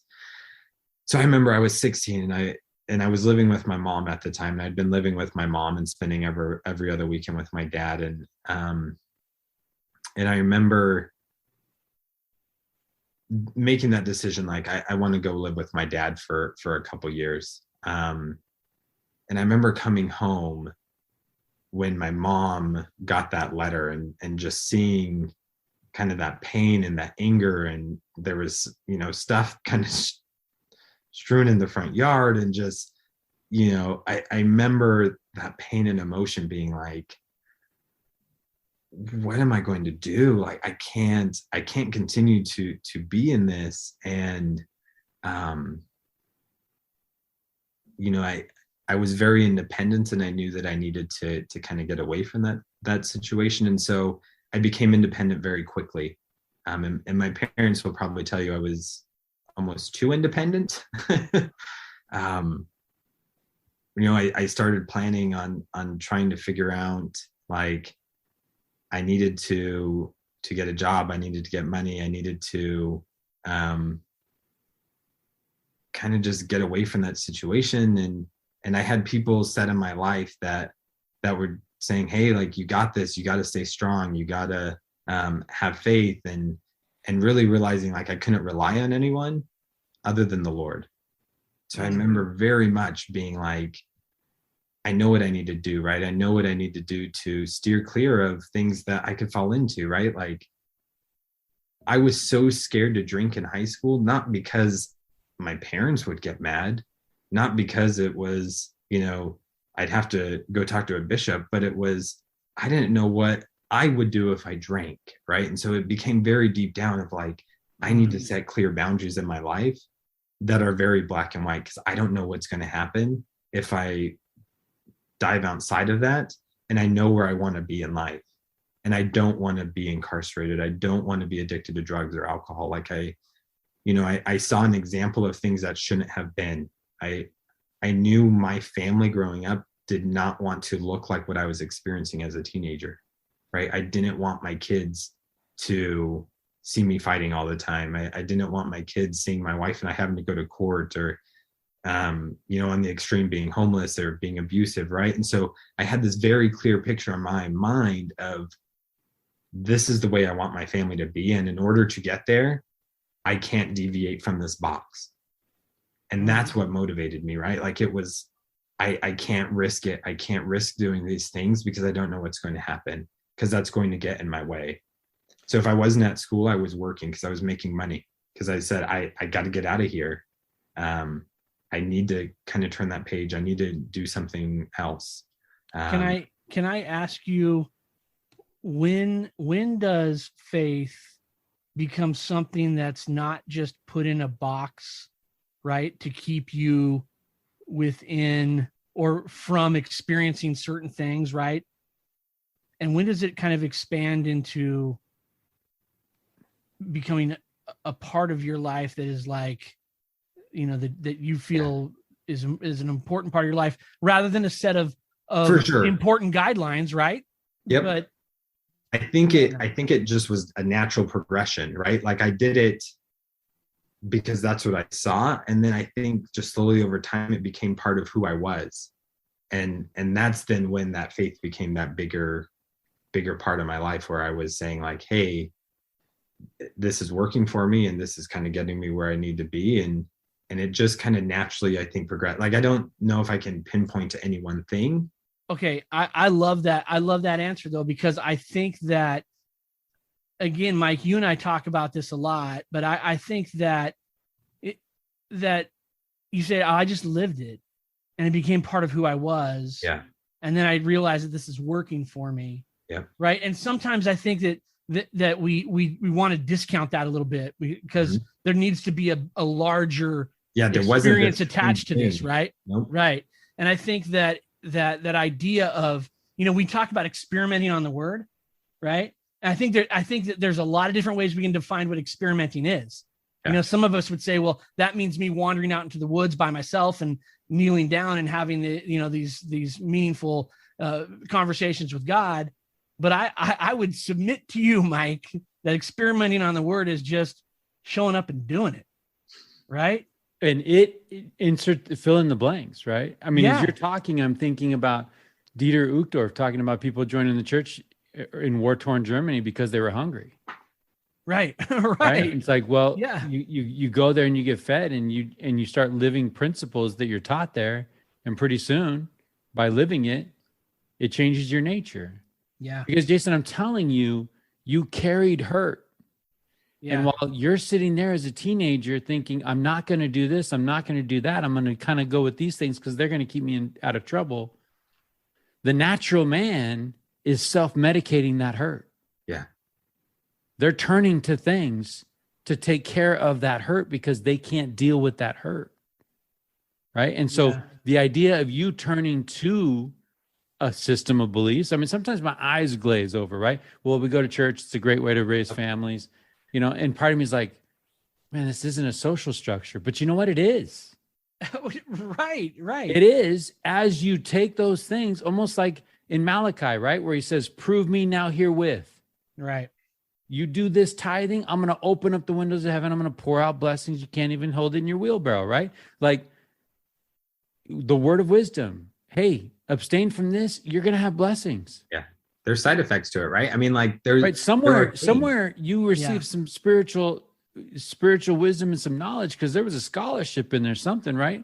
Yeah. You either had the ability to run and not be weary and walk and not faint, or right, or you've got some brains. I mean, you were receiving blessings as you applied gospel principles to your life. Now, I think eventually it does have to evolve. Like Tyler asked the question, when does it leave the box? Yep. Right. Right. And then you're able to stand on your own when no one's watching. What are you doing? Yeah. And now it's like when this has changed my nature. This is who I am. Right. Yeah. Because I think growing up, right, you talk about the box, and you Yep. talk about functioning within this set of guidelines, but clearly sitting on a hill in front of a Catholic church in San Diego. Out of the box. Well, It's and, out of the that's what box. I was just going to say, right? Is like, I think that was that culmination is finally, right? You're there. You still have all these other distractions. Very well I could have just been like, hey, I'm going to stick around in college. Like, this is, It's a good thing. It's a good thing. It's not horrible. Right. This episode is Yeah. brought to you by the San Diego Office of Tourism. Yeah, right. Sitting on a hill in front of a Not a Catholic bad church. place. Yeah. But right, like seeing that moment and just kind of being like, this is what I gotta do. Like, I know that this is the path that Heavenly Father wants me to take. And there was just kind of that, like, I got to do it. Like, I can't not do it. Yeah. Right. I knew so deep down that was the right thing to do that I couldn't not do it. Yeah. So Well, go ahead, Mike. Yeah. I know there's lots more to cover, right? Because clearly you didn't just get home from your mission. So there's some things that we got to cover.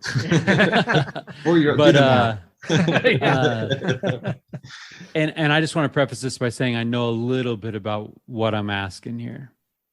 And you can tell me to pound sand if this is just not happening right now, right? And I don't know where you're at. I don't know what stage you are with this, but where you are now in your life, what thoughts do you have as you think about your biological father? That question was not on the list. It was not. It was not. And we can skip it. We can skip No. it. You know, I touched on this a little bit earlier. You know, growing up, to be honest, I never really thought about him. You know, teenage years, I think the only thing that I really thought about it was put it behind me, bury it. And it was something I didn't talk a lot about. And I still kind of don't. There's, you know, obviously it's not something that you like wear on your sleeve and are, you know, telling everyone you meet, like, hey, let me tell you about this. But there are those moments where I look, and he passed away a couple years ago. He passed away in 2016. And in 2016, I remember it was a crazy way how someone reached out to me, first of all. So he passed away in a nursing home in Arizona by himself, no contact. No one knew who he really was. He had kind of gotten out of prison earlier than that.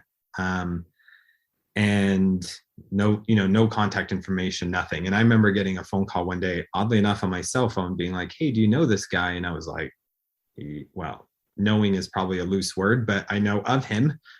Yeah. And they're like, well, I'm the morgue or the mortician calling. We don't know what to do with his body. It's been sitting here for 2 weeks. What do you want to do? And I go, am I financially responsible? Because I don't want to do anything. I don't know it. I'm like, you know, I'm kind of fairly still a newlywed. We didn't have any kids, but I was like, I'm not taking care of this. And then he's like, no, like, we're taking care of, we just don't know what you want us to do. And I'm like, first of all, how did you get a hold of me? You know, so then all of a sudden these emotions start coming back and they start flooding in. And I remember going home to my wife being like, you're not going to believe this. But I have a dead body like that someone's asking me what to do with. And, you know, then you start thinking like, you know, should I have reached out to him? Should I have like, you know, tried to contact him? Should I have learned more about his life? Because at that point, all those doors were shut, right? Like, my mom passed away when I was younger, right? Now my dad's passed away. It kind of was a little bit of closure, but it still brought all those memories back of like, what's going on? Like, maybe how did this lead to it? Was he not always that way? Maybe he was always that way. And those are questions that I don't think I'll ever be able to get answers to. because of just there's no one to ask those questions to anymore. And so it brought a little bit of closure in 2016. So the feelings that I have now are more of, what can I do in my life now to make sure I don't become that man that I remember, that I know of him. And for me, whenever I think about my biological father, it's that negativity, it's that badness, because that's the only memory I have of that. So I don't know if that answers that question, but yeah. And I do, you said something earlier, Jason. You said something to the effect of, I saw an example of the way things shouldn't be, right? And I think that, follow me down this road a little bit, would you? I think that I've often told people in my own life of examples that I've had that weren't great. I remember I was having a conversation with someone one time, and they said, well, why do you still talk to this person or maintain a relationship with this person? And I remember telling them, maybe at this point in my life, I can say that I'm grateful to see the things that I didn't want to be on display, so that it could paint a picture for, I could build a model in my own mind of what I should be, right? Because I saw something else. Yeah. And so maybe, right, there's that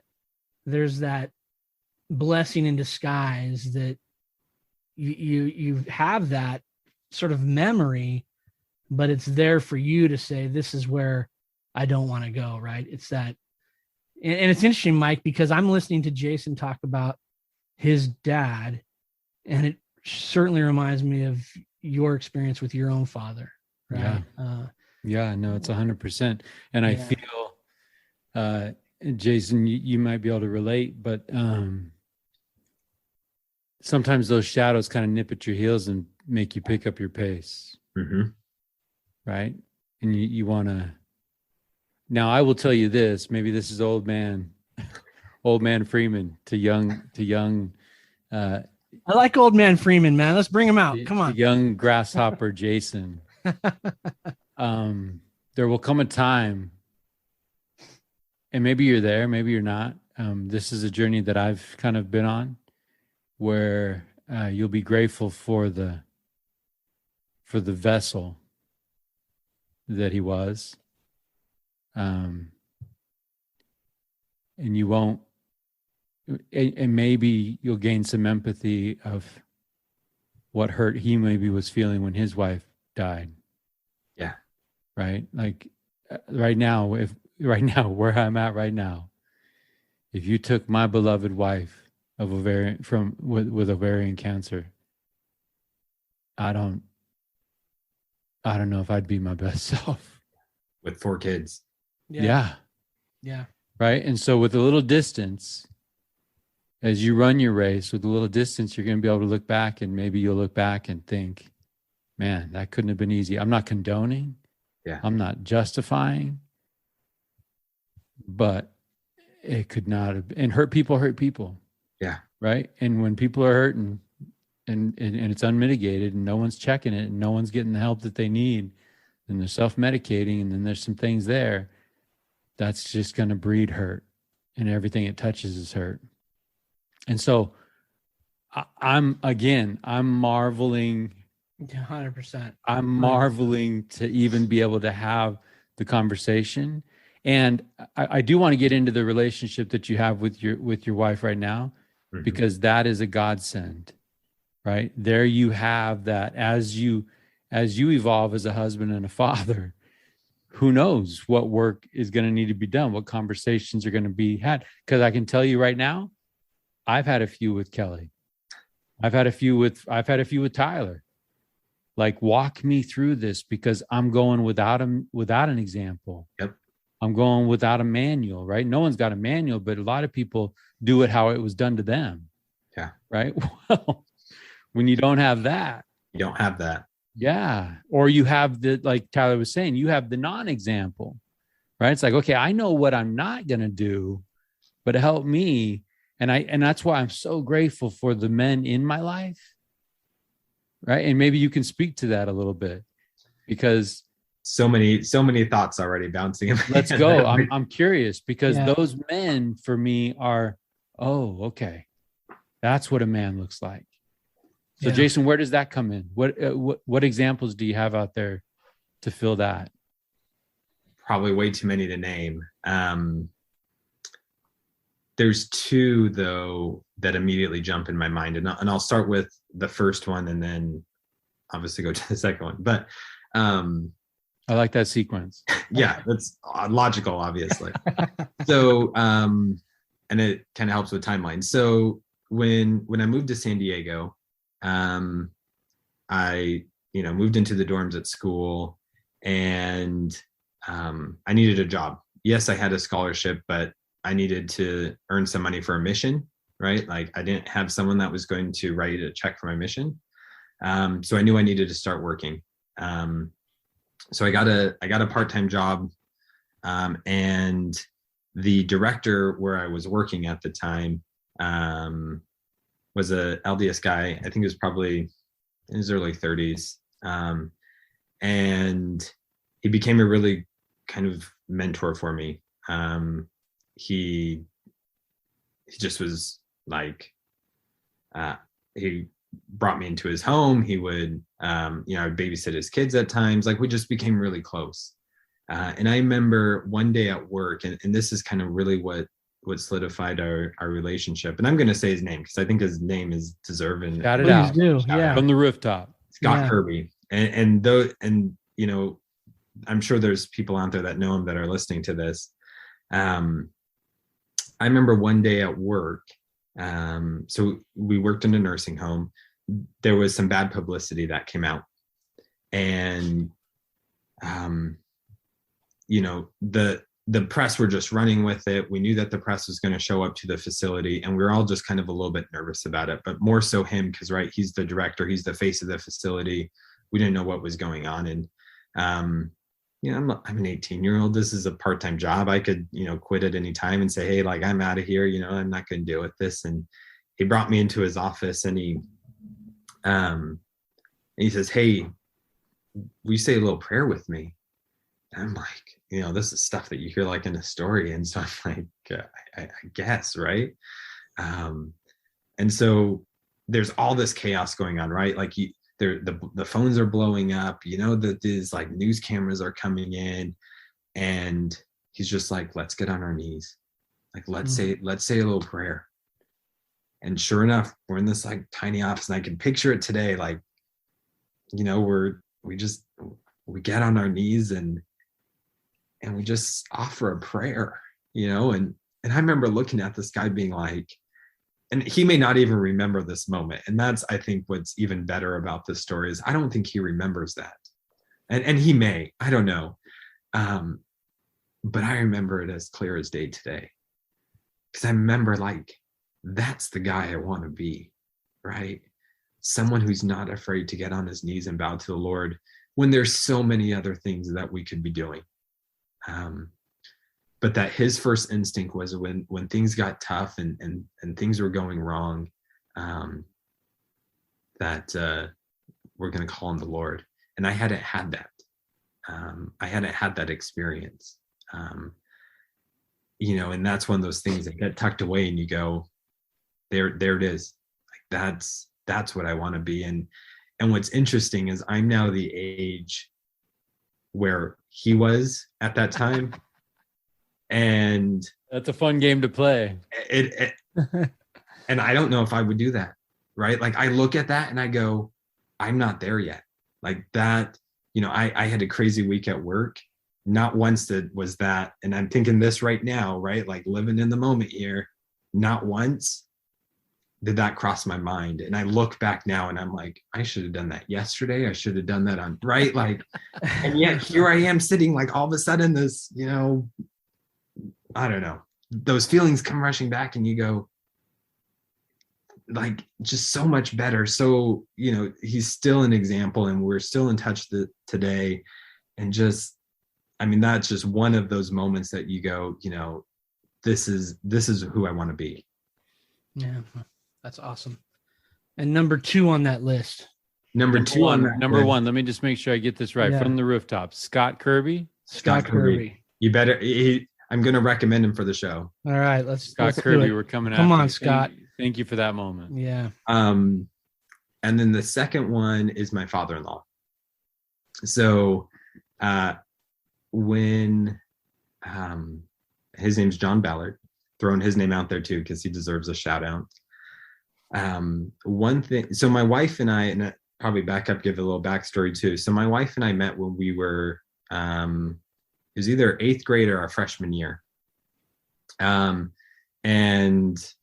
like, it wasn't anything, you know, romantic from the heavens that all of a sudden, you know, like 2 spotlights shone down and we're like, we're the one, like, this is it. No, it wasn't anything like that. We were just friends. She actually thought my name was Jared for the first year that we knew each other. And, you know, like that experience where, you know, like you don't correct them the first time and then the second time you don't correct them. And then finally, like after the 6th time, it's too awkward to correct them. And she's cute. So it's like, I'll be Jared. Yeah, I was just like, Jared. that's what gets this girl to talk to me. Like, my name's gonna be Jared. But what was funny is we had the same group of friends, and no one ever corrected her. Right? Like everyone just like, that's cool. I guess that's what is. You know, I guess that's what we'll call him. That's what they do. It's his pet name. I don't know what's going on. I don't know. So finally, after a year, Reminds me of that like, story. Tyler's like, right? Oh, and by the way, I have a British accent. Yeah. That's right. Yeah. Yeah, so like after a year, like someone who wasn't in that immediate circle, like she said something to me or called me across the hall, and they all kind of looked at her being like, that's not his name.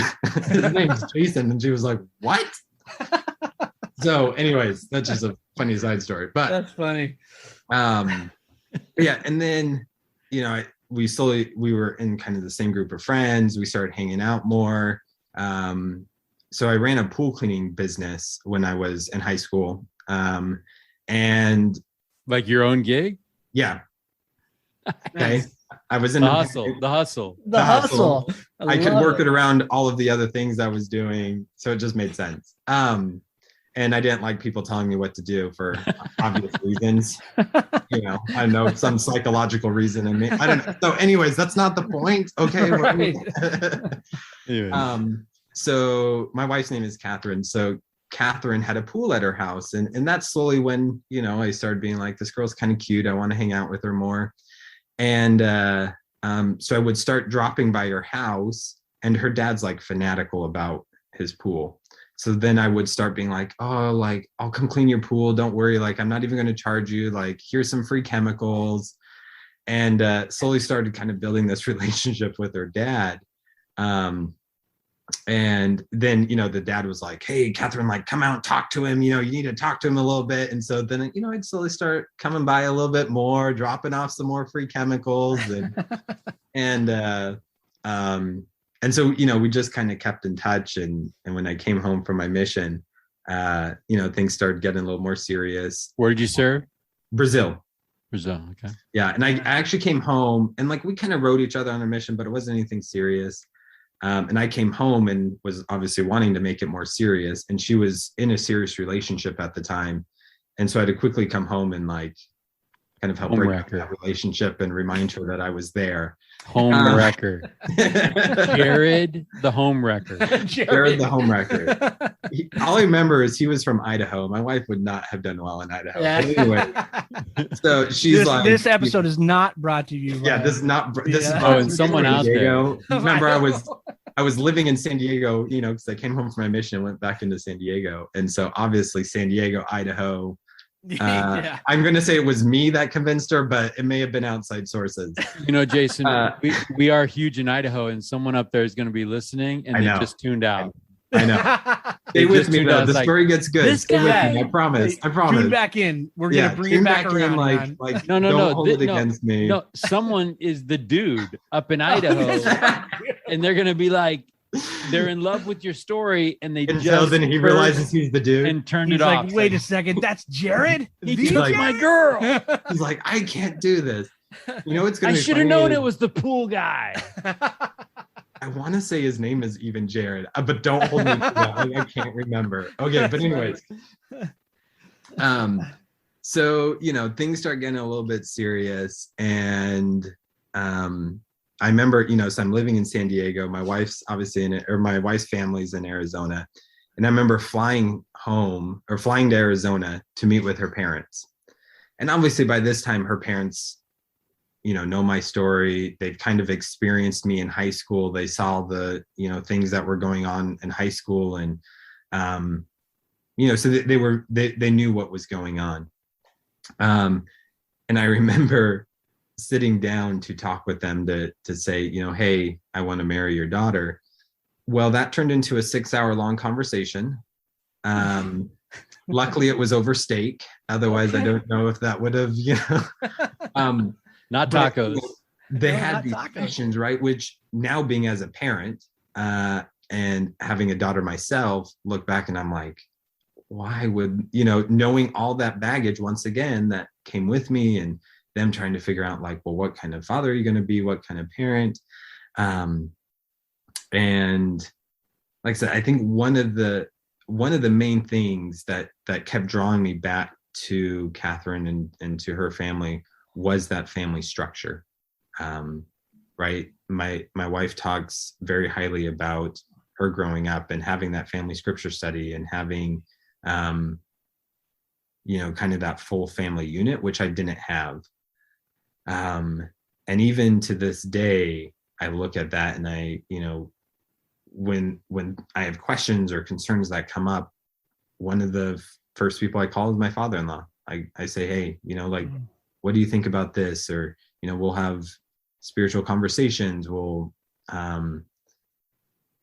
from a priesthood holder and from a father and just him being that example, and really just kind of paving that way and saying, hey, like that's kind of once again, one of those images being up there being like, this is kind of what I want for my family. And it took a while to convince them during that 6 hours, to trust me with their daughter and trust that, I was going to take his example and kind of bring that forward. But I remember that came up many times during those 6 hours is I want to carry that tradition that you started, in that family home life. And I want to kind of carry that and move it forward.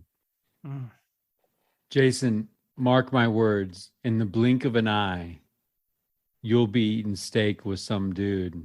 And you're going to be 6 hours.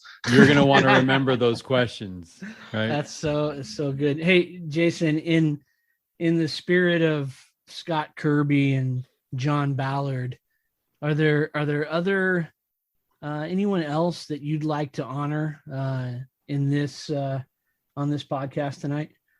I'm taking the hint. It's my wife. Smart man. She did call us. So. She probably is texting you right now. I think everyone that comes on this show says this, but I married leaps and bounds ahead of me. I don't know if I should share this story, but I will. I remember very distinctively, let me back up. When I was on my mission, I was very focused on serving the Lord. But I remember being on this bus in Brazil. And like I said, Catherine and I had been writing a little bit on my mission. And I remember very distinctively being like, this is the kind of woman I want to marry. And it stuck with me.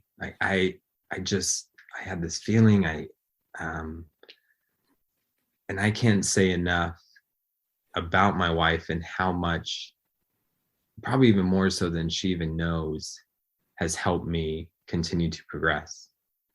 One of the reasons why I want to be a good father and a husband is so that I can be with her, because I know that if I'm not, I don't want to disappoint her, right? Like, she has carried me. There's not even words that can describe how amazing my wife is. And for those that know her, know how amazing she is. You know, this year will be our 9th year of marriage. And I really honestly, truly can't imagine life without her. That's awesome. Well, you remember 9 years, Tyler? You remember 9 years of marriage? Yeah, I think it was, my wife calls it 9 years of frustration. And then, right. But it's been 25 coming up. So you'll get there. Right. I mean, that's fantastic. I mean, 9 years has flown by in a blink of an eye. It really has. I can't. Yeah. It's interesting. I was talking to my daughter who's 16, and we were kind of talking about life zipping by, right? And I said, Jacob 7:26, you know, and our lives passed away as if it were like unto us a dream. Mm-hmm. And but filled with good things, right? Mm-hmm. And I'm just blown away by our conversation tonight. And I'm curious though, what, you know, with the way life is and as busy as it is, and with all the things that you've experienced in your life, as a young person, but as a husband and as a father, what gives you hope? Good conversations like this. It's good conversations with friends. My wife, it's those times where those moments of like being able to just freely talk and be together and make those memories. That's what really gives me hope, with those friendships, right? Those things that span years, where you can kind of just pick up where you left off, but also being able to have meaningful conversations. And whether that's with my wife at the end of the day and being able to kind of forget about everything else in life and just have that conversation between her and I, and whether it be other friends or, you know, or family, that's really, I think, what gives me hope. It allows me to kind of see things in a different light, or reassess things, or look forward to the future about different things. But you know, those are those memories that you kind of cherish and you hold on to, and you hope for more. Yeah. As you interact with people, what do you hope people are learning from you as they watch? Similar to, like, you know, you watched Scott. You watched Scott closely. Sounds like you followed in his profession, right? That's what you're doing now. As you interact with patients, as you interact with coworkers, as you interact with friends, ward members, your wife, what do you hope they walk away feeling after they hang out with you? What do you hope they're learning from you? This is going to sound cliche, but I'm going to say it. Things don't have to be wonderful or perfect to be wonderful, right? Like, you don't talk to us, man. You're talking to a couple of George Bailey fans, right? Yeah, man. Yeah, that's exactly where we're coming from. Perfect. Right? Like, I had anything but a typical childhood. I had anything but a typical teenage years. And to many from the outside looking in, it's anything but perfect and anything but wonderful, right? But looking back, I know that I can overcome challenges, right? Because I've overcome so much. And that's, I really think, what I want people to come away with is there's nothing that's impossible. There's nothing that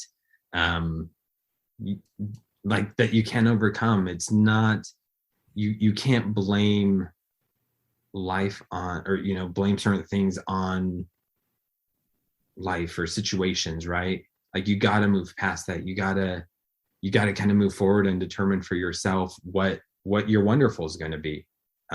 It's not this perfect utopia, or it's not this, like, when I have this, I'm going to be happy, right? Like, if I get adopted, all of a sudden I'm going to be happy. Or, you know, if my parents wouldn't be divorced, then I would be so happy and life would be perfect. Or, you know, if I had all of this going on, then I'm going to be happy and things are going to be going well. You can't you can't think like that, right? Like, you got to find happiness now. You got to find what that wonderful is, but that you can overcome, whatever obstacles or paths are put in your way. Does that kind of make sense? Yeah. I love Well, that. let me continue the game that you played, right? You said that you are now in about Scott's age, Yep. right? And I just want you to know the reason why I asked that question is because I guarantee you people are watching. 100%. I guarantee people have an interaction with you or a conversation with you, and they leave thinking that guy feels different. Well, That Mike, guy talks differently. That guy right? lives differently. At the beginning, you say, well, why Jason for this show? And that's it, right? That's it. That's it. It's a few conversations. It's sitting down in the bishop's office and just talking about life and Well, I'll even go away further. Going, man, this guy's different. Yeah, I'll even go further. We started this conversation talking about spiritually defining memories, right? And moments. Yeah. And Jason, I love the way you answered that last question, because the key words you said, looking back. Yeah. Right? When you're going from foster care with your black bag and you're adopted, and then your adopted parents split up, you're not able to have that perspective and say, oh, this is all right. It's like trauma. But now you can look back and be like, I'm going to choose I'm going to choose what my wonderful is. Yep. Yeah. And we talk about, we come into circumstances that are outside of our control. And real early on, we better learn what is in our control, or we're going to be miserable. Yeah. You can't let that situation define you. And I don't want to compare myself to my siblings, but a lot of them blame where they are in life now based on that situation. Right. And they have every right to. And they have every right to. Sure. And everyone's different, right? But I think, right, as you look at that and you go, how can we help those overcome those challenges, right? Sometimes they do need that hand reaching down to help pick them up and to kind of carry them along sometimes until they realize that they can do it themselves. But yeah, I'm a big fan, Jason, of this idea of lower lights. Yep. Right? Jesus Christ is the way. Mm-hmm. Jesus Christ is the perfect example. But boy, he's given us some great lower lights on the shore for us to align our lives with, younger and older. Correct. Looking ahead, looking behind, for us to line up and kind of calibrate. Where's Mike Freeman in relation to the things Jason's using to guide his life, right? And I just think that, what if the conductor, right, our Heavenly Father who knows the end from the beginning, what if he's using the canvas of your life to maybe do some amazing things, and everybody that is watching can be like, that's not Jason, right? That's not Jason. That's who Jason chooses to pattern his life after, that is making those things work, right? Almost like, you know what? I'm going to take this mess of a young boy and I'm going to do something with this that will glorify my son, that'll glorify my plan, and people that interact with and see will be like, man, I kind of want to be like that guy. I kind of want to be like that guy. I want to be like that guy. That's right? what I'm saying. Like, I want to be like that guy. And in the answer, the compass, when I say I want to be like that guy, ends up pointing me to Jesus Christ. Yeah. And I'm not putting you on a pedestal, brother, right? By all means, we know. Even the Scotts and Johns, we know we don't put those people on pedestals, but we do honor them. For sure. 100%. And we recognize them for the contributions that they have made in your life. Man, I am in awe of your story. I am. And I just want to say, I mean, in the application of it, right? Because that's a wonderful story. But for folks that are dealing and struggling, they really need to highlight the fact that you can choose your wonderful. Yep. Like right now, you can be like, and I'm not going to be defined by that thing that happened to me. Yeah. Right now, anybody can. Yeah. And that's the whole point. Yeah. Right. That's the whole point, is like, you hold this, you hold the script, you hold the pen in your hand, and you can write how right now is. Choose the wonderful. Yeah. Don't let the situation define it. Mm. Well, Jason, it has been a couple hours, man. It's been a couple hours that we've been hanging out together, and quite honestly, I could go a couple hours more, but I know you got a wife that probably would like to spend a little bit of time with you after Hell Week. You know what I mean? Right. So we'll honor that. But I love the journey that you've talked about. I love the lessons that you shared. I appreciate you on a different level after tonight, and I'm grateful for that. But as you probably know, Jason, we end every show with the same question. And, after hearing about your life and after having some time, a couple hours to reflect on your life, what does it mean to you to be considered the richest man in town? I've thought a lot about this question, right? I've listened to your previous episodes. For me, it's far and wide my family. Everything else is white noise outside of that. There are these moments, I'm sure you guys have had them, where they're I could be something as simple as sitting on the couch reading books to my two kids, and kind of almost having that out of body experience where I'm looking at that. My kids are engaged in whatever they're reading. They're, leaning up against me, or they're on my lap or something. And if I could take that picture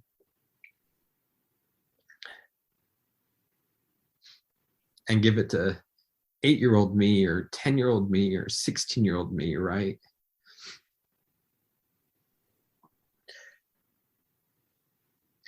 Say, this is what it is. Keep going.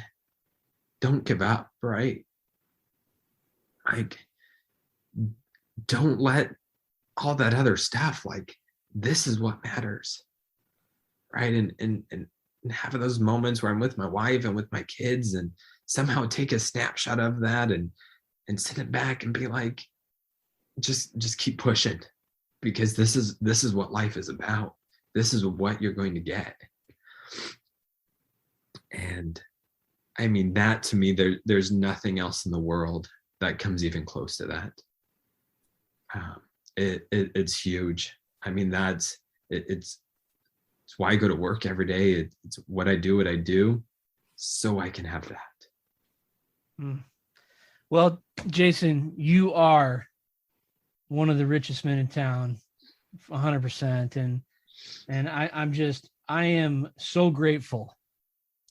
And that's the beautiful thing, right? We each travel a different path. We each experience some different things. And here we are together sharing some thoughts about what we've learned on that path.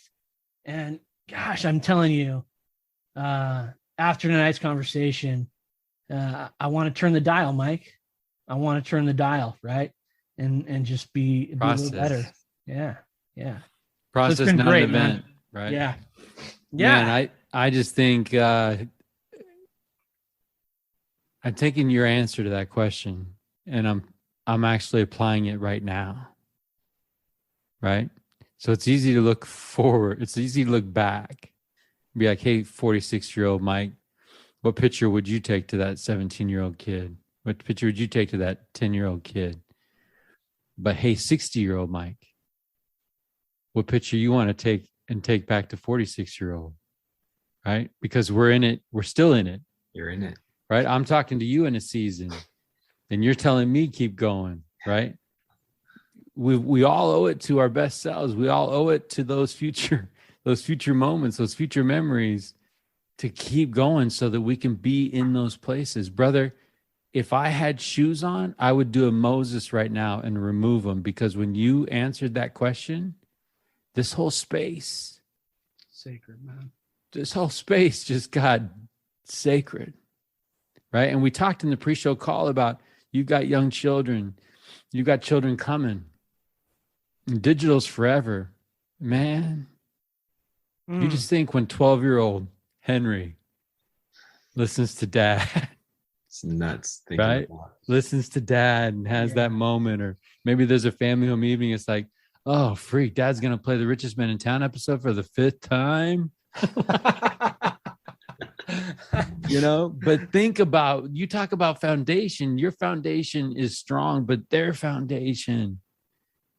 You know, and here's what I love about this, Jason. And I'm not blowing sunshine at you, but like your siblings talk about the struggle that they've had and talk about how they can't get out of kind of that cycle, right? And maybe there's some like, hey, some justification, or I am the way I am because you don't know what happened to me. They might say to other people, right? You know that journey. You know what happened because you lived that. Jason, you have every right to sit there on the couch and read the book to your 2 kids. And the natural man there would say, you're doing good, man. You're so much better. You're so much better than the dad you had, right? Relax. You're okay. But yet you're here on this space and you're asking yourself questions like, what kind of man am I going to be? And how can I be the best dad that I can be? Right. And like, that's the rich man. Yeah. Amen. That's the rich man of like, let's go. I'm not okay with fine. I'm not okay with better than the dad before me. I'm about trying to be the best that I can be with God and his son's help. So I hope that tomorrow it's better than today. That's it, man. Tomorrow's a I new love day. it. I love it, Jason. I want to work in for a you. blast. I just want to go do it. I just want to go do my thing and like, I'll just go, I'll go be a dishwasher down in your facility or something. I would hang out with you. Like, honestly, I'd go to war with you, brother. And that is a true statement. So thank you. Thank you, Tyler Gould, for making this connection too. I mean, it's been a good night. Glad, Tyler. I'm just glad that him interacting with you didn't ruin him. Amen, dude. There's a lot of people that would say that. Oh, you survived Tyler Gould? Good. That makes you rich. Makes you rich and a miracle. And a miracle. Man, it was great. It's been fun, Jason. We appreciate you. I love you. I'm grateful for you. And I'm grateful for the life that you live. I'm grateful for the people in your life. I'm grateful for Scott Kirby. I'm grateful for John Ballard. And I'm grateful for Catherine, even though she called you Jared for about a year. You know, it's this is good stuff. So. You're gonna be embarrassed I said that. I'm gonna get in trouble for that. I bet. I guarantee it. I love it. Well, we appreciate you, and make sure you tell your wife that we are grateful for her sacrifice of time tonight, so that we can spend some time with you. We'll do it again, man. You know, we'll do it again. It was fun. Thank you, guys.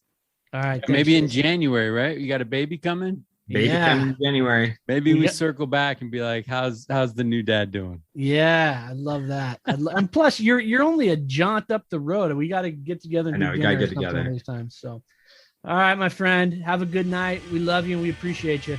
Thank you. Thanks, Jason. Night.